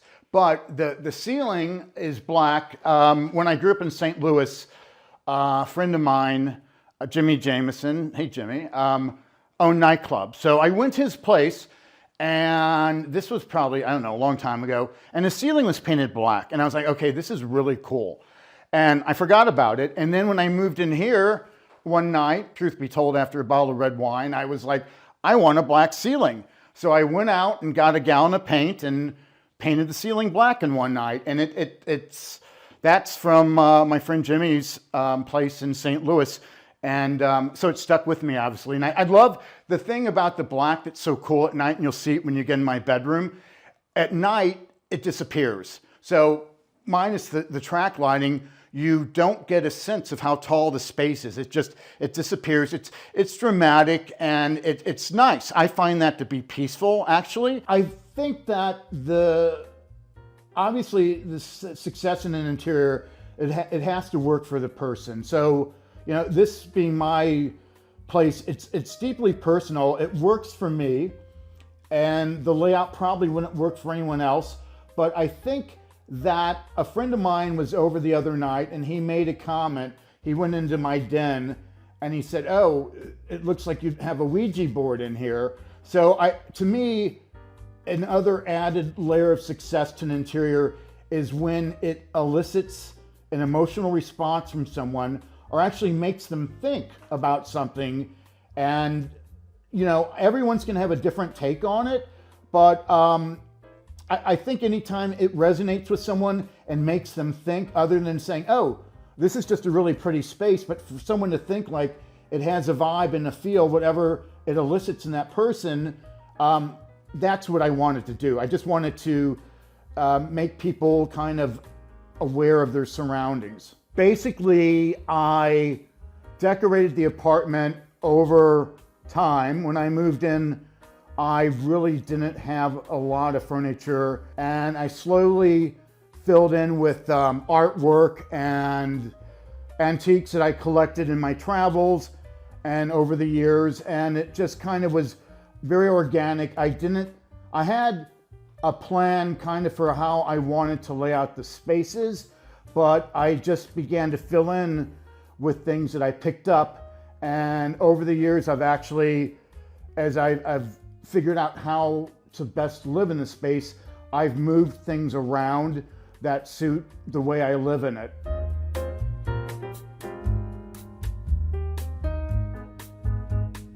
So welcome to my den. This is the place that I start my day. I have my coffee, read the paper on Sundays, and also in the evening I have friends over, we hang out and have wine and cocktails. So some things about this space. One, the drapery, that separates that from the other space. When I first moved in, they flowed into each other, and that was fine. And then at some point I realized I wanted this to be kind of its own entity. So in the Victorian times, they used drapery to separate rooms, mainly because houses were so drafty. So I kind of took that concept and recreated here. So the draperies are dark out panels. And what I actually did, I bought the panels, they're grommeted. I bought them from IKEA. And then since they were, I think, 98 inches, and my ceilings are 9 feet, I ended up buying cubicle track that's made for hospitals. And then I had the chains cut so that the panels then just kind of slightly puddle at the floor. And it's really great because you can pull them back and open the space up, or you can actually close the whole room off, which is kind of nice. And it works out well. Like if I have people over for drinks, we'll close it off and the room becomes it has like a club-like vibe. So it works really well for cocktails and hanging out, and it's a good way to start the day and end the day in here. In the living space, I'd mentioned that I had where the bookcases were a 13-foot banquette that was actually 2 twin-size beds. And one of the reasons I did that I failed to mention is when I have house guests, I typically give them my bedroom, which you'll see, and then I could sleep out here, or I can have 2 house guests out here and stay in my bedroom. So it's great from that standpoint. But then I broke them apart and I moved them into here. So now they're basically 2 day beds, and they're literally a twin size mattress. They're about 39 by 84 inches. They're on these bases I found at CB2, which is great. I had my upholster them in black canvas, and then we added actually a layer of neoprene, which is what diving suits are made out of, to make it more firm. So this is where I hang out, have the coffee, but in a minute the pillows come off, you throw in some sheets and you can sleep someone here, or 2 people, but they're great for lounging, they're deep. And then in between them, the one thing I mentioned I like to do is use certain things over again. And the main table in the other area was the room and board Parsons style. So I again did the same style table in here, and it was my desk in here when this was an office. So when the other room had the banquettes, this was my office, and those bookcases were against this wall, and they covered up the window. And that was the main catalyst to move them, that I wanted to see the sunsets again. So when that happened, I moved my desk in between them. And it's great because it's basically a table surface. If you have people, sleeping, it's like a night table in between. And then this tapestry, there was a designer in New York, and I loved his work, Robert Curie, and he did window sets, and then he moved on. He did stage sets for Calvin Klein commercials back in the day, and he used tapestries as tablecloths. So again, I channeled his vibe, and I ended up putting this on there. And I like it because it softens everything. And it's a juxtaposition. I love the day beds, kind of hard edged. The table base, definitely industrial. And then you throw this Obasan, it's actually a runner, over it. And it kind of gives, like in the other room, the way the commode has all that ornateness, this kind of brings it in. So I love that against all of this. Then another thing I love, and that's pretty practical, I love putting things in trays. So I have this huge tray. It's great because it keeps everything confined and very neat. And I have a grouping of white. They sell these in art school, so they're white plaster shapes. There's, several shapes, but I think grouped together, they're really great. And again, I move these all the time around the apartment, anything, but right now they're living here. I have the print is it's a Brancusi, and it's very ornate. It's like a little piece of architecture. It's got all the detailing, so I love that with this. And then I keep my books here, and this is it's a really cool piece of it's Brulis sculpture, and I was attracted to this piece, one, because it's tabletop, it's easy to move around, but I thought it looked like coral. I thought it was very cool. It's definitely organic. So that's up here for now. So in here, I did this mirror because, again, the other space has so much with the gilt wood chairs and the armorelu and the commode. I wanted to bring some of that into here. So I got this from a local dealer and I hung it here, but I like it because it reflects the view, and it's like kind of having another window on an otherwise blank wall with all this detail. And at night, it takes on a whole different vibe. Like I said, it almost has a club-like feel. Okay, so also in here, when I bought the Bernots, I got 4 of them. So obviously they couldn't fit around that table, and the 2 twin-size day beds anchored that into the room, but I wanted another seating group in here, so I moved the 2 Bernots in here, and which I usually don't, but I did a round rug because it was just nice because your eye travels around it and everything else is so rigid and square. So that kind of anchors the seating group. And this is a white plastic laminate cube, the same that's in the living room that the French garden sat on. So again, it's about repeating the same elements throughout. So there's a thread of continuity when you move between the spaces. But this is great for, like I said, I read the Times here on Sunday, have my coffee every day. When I have friends over, they hang out here, we hang out here. They sit on the floor, we have wine, we have drinks. But this is definitely my space when I want to turn off at the end of the day. I come in here. Sometimes I even close the drapery, and the kitchen is right there, and I relax in here, and then I head to the bedroom for the night. And the other thing in here that I had in front of the bookcases in the other room were the screens. So I did another one in here, and the reason I did it mainly was because this corner, this is a riser for the building, so it was kind of harsh, so the screen kind of it softens that corner. The thing I like about screens, it's like a piece of sculpture too. You can move them, you can reconfigure them, but here it just softened the architecture, and then it was a great spot for this floor lamp, which is the Sintesi by Artemidi. It's from the 70s. They don't make it anymore, but it was one of my favorites going back to when I used to read the Architectural Digest. When I was 7, I saw that.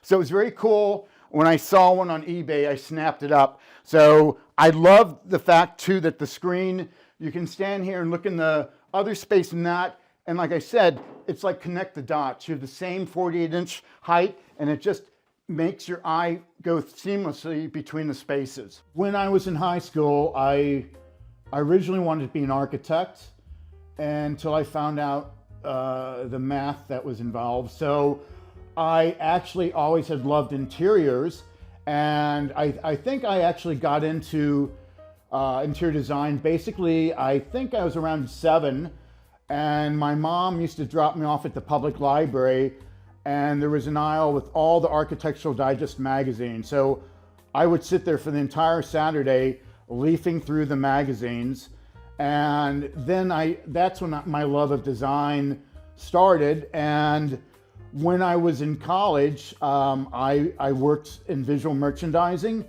for the May Company, and I did fashion windows, and then did model rooms from that.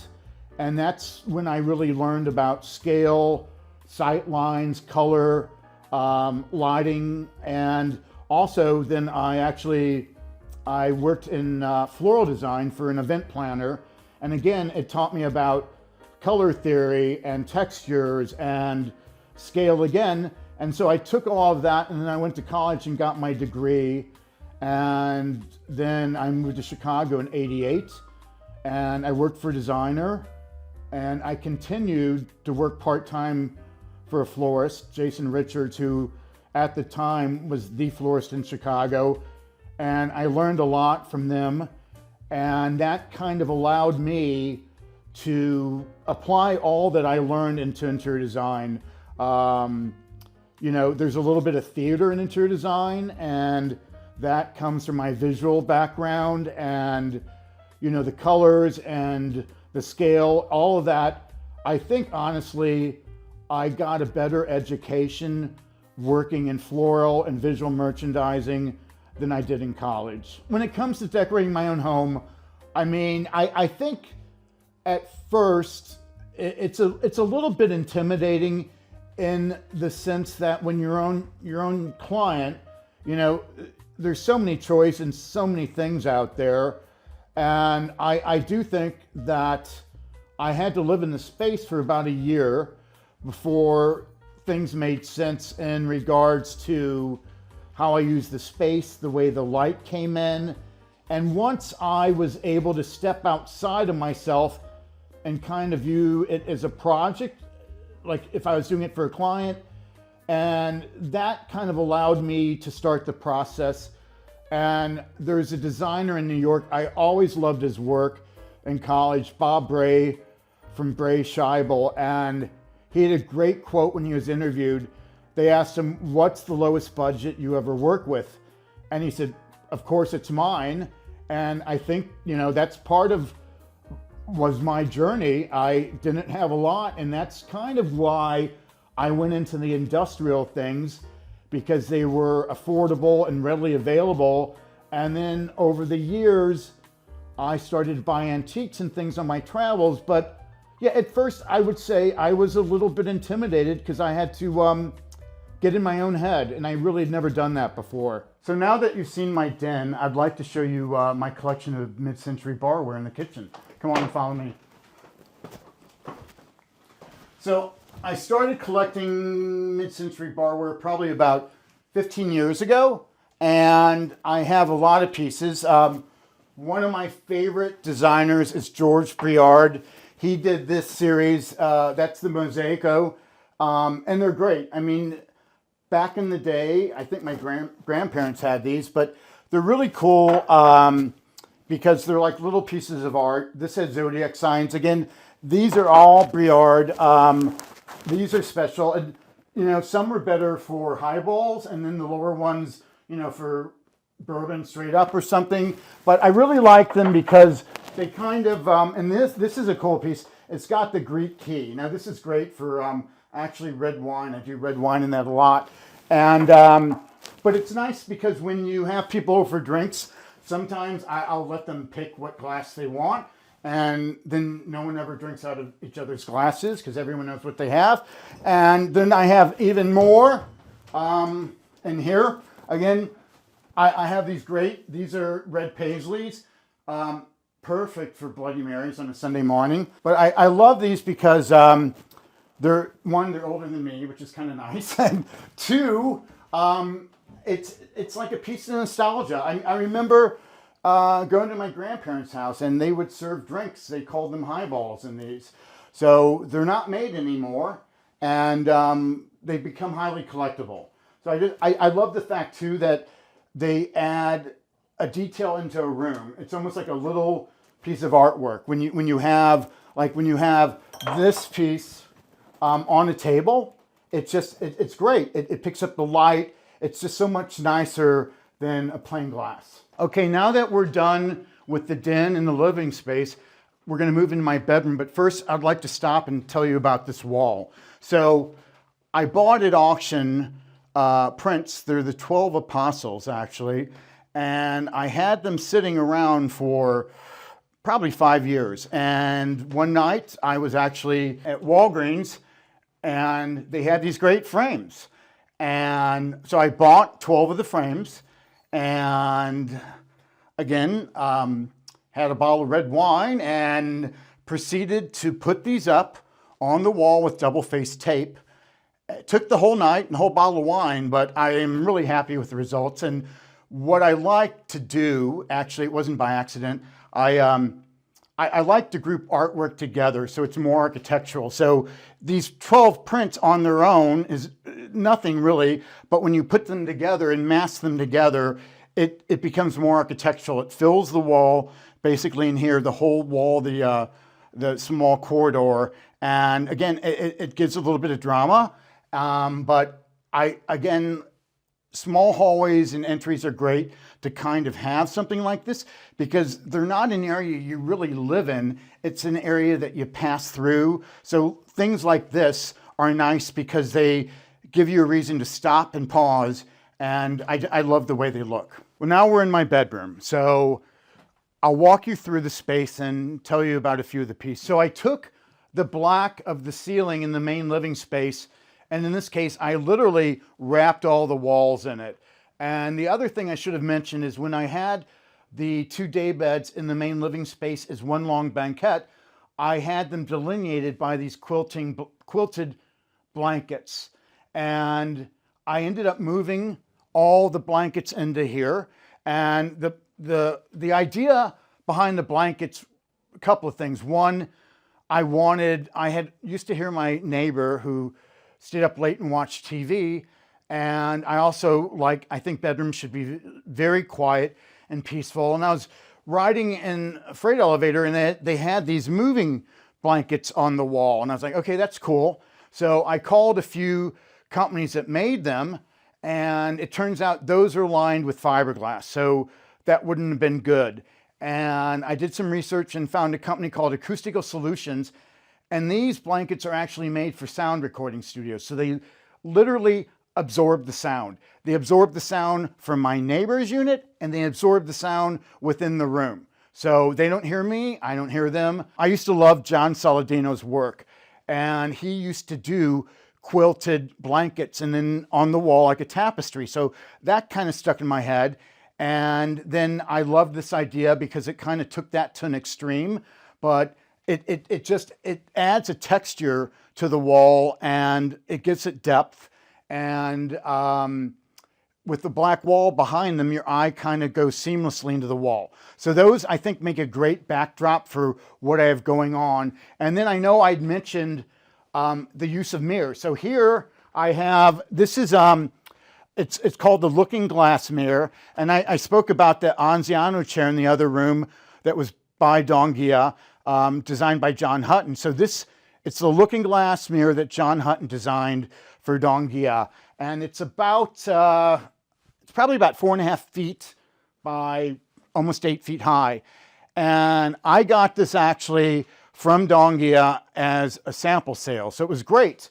And I love the design. It's very simple. It's gold leaf. And then this huge mirror, clear mirror inset. And actually over the years, some of the silvering's coming off, but personally, I love that. I guess it's more the European mindset that the patina and something shows its life. So I love the fact, I've had this probably now for 25 or 30 years. And then in front of it, I have this bench, which is, it's I don't know if they're still in business. Charles Pollock made this bench. It's all gold leaf, hand applied. And I found it on online, and it was great. I mean, it was out of production at the time, and so I bought it. It was covered in a really not great chintz, so I covered it in this waxed black canvas. And the one thing I should have mentioned about my space, it's not only my living space, it's actually kind of like a design laboratory where I guess a friend of mine said I audition ideas before I unleash them on to clients. And in this case, I love the wax canvas, but I would never use it for someone. It's like a dust magnet, but I love it. Lesson learned. I'll use it there. And then, okay, so my night tables, and this again, I did this and everything at the beginning, like the hard industrial kind of vibe. So these are moving carts for materials made for factories. They're, it was nice because they custom sized them. They're 4 feet wide, and they're on casters. I love casters because you can move things around, which is it's great for cleaning. And again, I stand on these all the time when I fuss with the bed drapery. And when I had them made, the top shelf, I had them reverse the lip so it goes up. And again, it's speaking to my comment about trays, because many times I've dumped over a cup of coffee on these, and it doesn't spill over. It keeps it confined. So there is a reason to have the lips up. When I ordered them, I think the guy thought I was crazy, but I sent him a pic and he realized I wasn't. So, and then, you know, my night tables are, I constantly shift the objects on them because it's, you know, it's the first thing I see when I wake up and I see when I go to bed. So I move things around. And the little, you know, I think like little table lamps are kind of having a moment now in design. And I wanted to see what they were like. So I got these, of all places, I found them at IKEA, but I thought they were cool. And again, it was more like an experiment. I wanted to see what the light was like, how it would be to have them in a bedroom before I suggest to a client. And I found out that it's great for mood lighting, but you can't read by them. So what I did is I installed these are factory lights made for assembly lines. So I installed these on the wall. These are great for reading because literally you're in the bed and it throws the light right over your shoulder, which is perfect for reading. It keeps it confined to that. The piece on the wall is by a New York artist, Margaret Evangeline. And the story on how I got it, it was back in '06. I was invited to do a vignette in New York by the AD Home Design Show. And I'd seen Margaret's work at a gallery here in River North. And I knew she was in New York. So I had to like beg, borrow, and steal things for this vignette. And I called her studio and she said, come by the studio and pick out what you want. So I picked out 2 4x8 pieces, basically a diptych that made an 8-foot square. And that was the backdrop for my vignette, the same series as this. She's a wonderful woman. And I ended up taking her to the opening night party. And that weekend, she sent me home with this piece. It's from her Las Lunas collection. It's basically a stainless canvas. And if I have the story right, her studio was on the West End Highway, and she saw the trade centers go down at 9/11. She went to Colorado with her sons and decided she wanted to do something differently. So she wanted to paint using guns. And when she got back to New York, in her building, a very cool loft building, the FBI was there. So she called the FBI and wanted to use their shooting range. And they're like, okay. And then they came up and saw her studio. So that's how she learned to fire. She does different guns, shotguns, whatever. So she's done, she's moved on. But the series is great because what initially drew me to them, they have a very ethereal sense, kind of almost like a water-like quality. In a way, I don't know how, but they remind me kind of like a Japanese screen, just, you know, something you can look at and get lost in.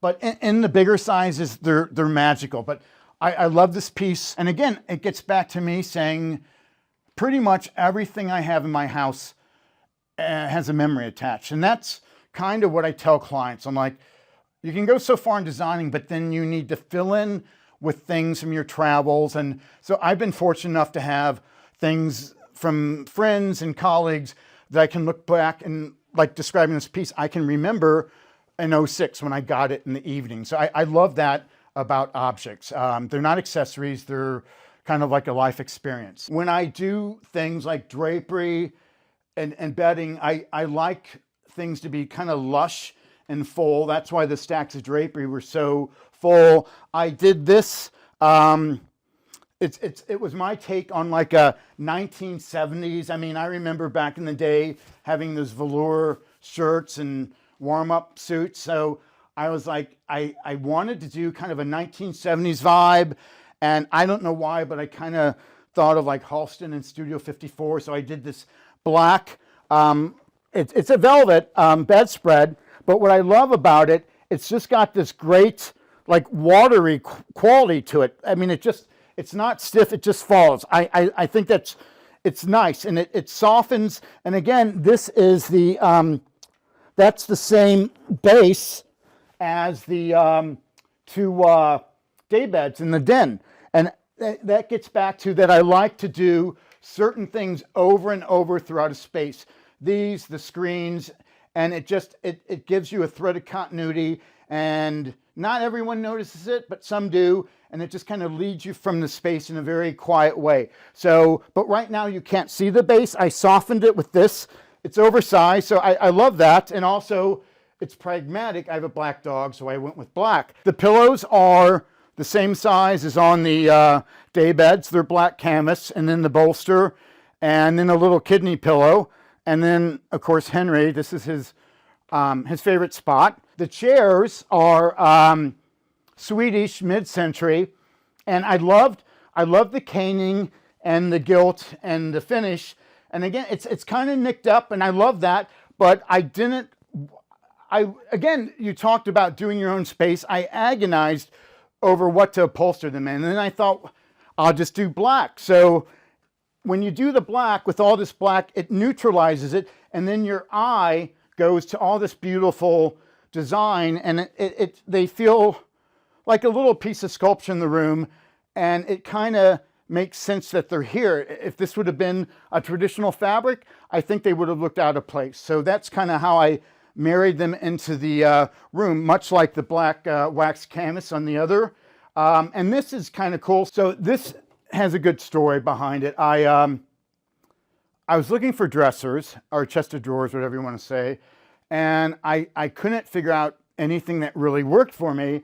And I probably, most everything I've done, I've seen somewhere or gotten inspiration from something, but I wanted to do a tool chest. And so I went to Home Depot and found this. And what's really nice about it, I mean, I keep most in my closet, I keep folded things like t-shirts and shirts, but I want something organized thing. So in this, I'll show you that the drawers are varying depths, which is great. My watches are in one, and then my sunglasses are in the next. And then as you get down, umbrellas, I mean, so they get deeper, gloves, hats, scarves, and the others, you don't want to see, underwear, not exciting. But I love the way that they go in various depths, and that kind of dictates what you can put in. It's neat, it's organized, and again, it's industrial, definitely, but because it's made for a garage for a mechanic. But I felt like I softened it by adding these chairs, the gilt, so it's not so hard-edged and off-putting. This is a great piece. This is a Brula sculpture, which I love. And the nice thing about the tabletop pieces, you can kind of move them around. The one in the other room, the floor one, not so much. But I love these because you can swap them out. So I have this up there, and then on the bottom, I have a pair of German floor vases.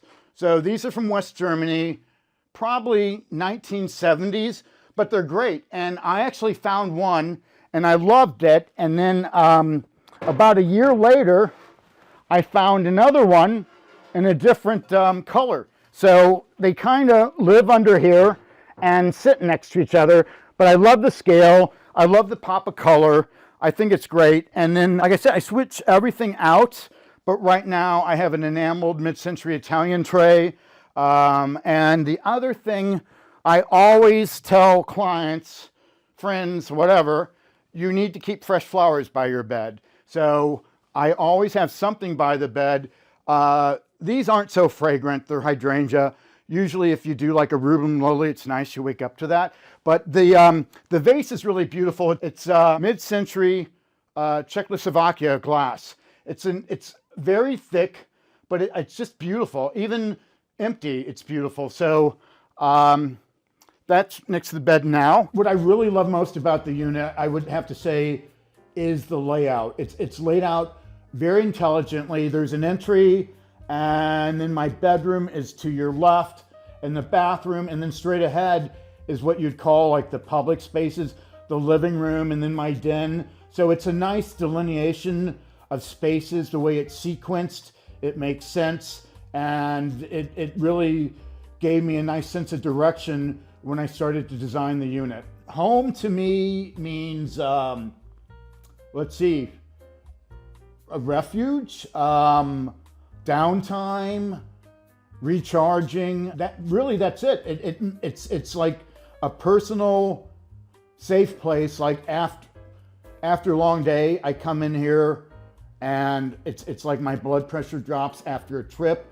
I mean, I think home to me it's just something I always look forward to coming back to when I'm either out for the whole day or away on a trip. It's a destination that when I come back, I feel safe, and it lets me recharge. Homeworthy, it's been great. I loved it. I hope you did too, but all good things must end, so I'm gonna say goodbye now. Thanks very much.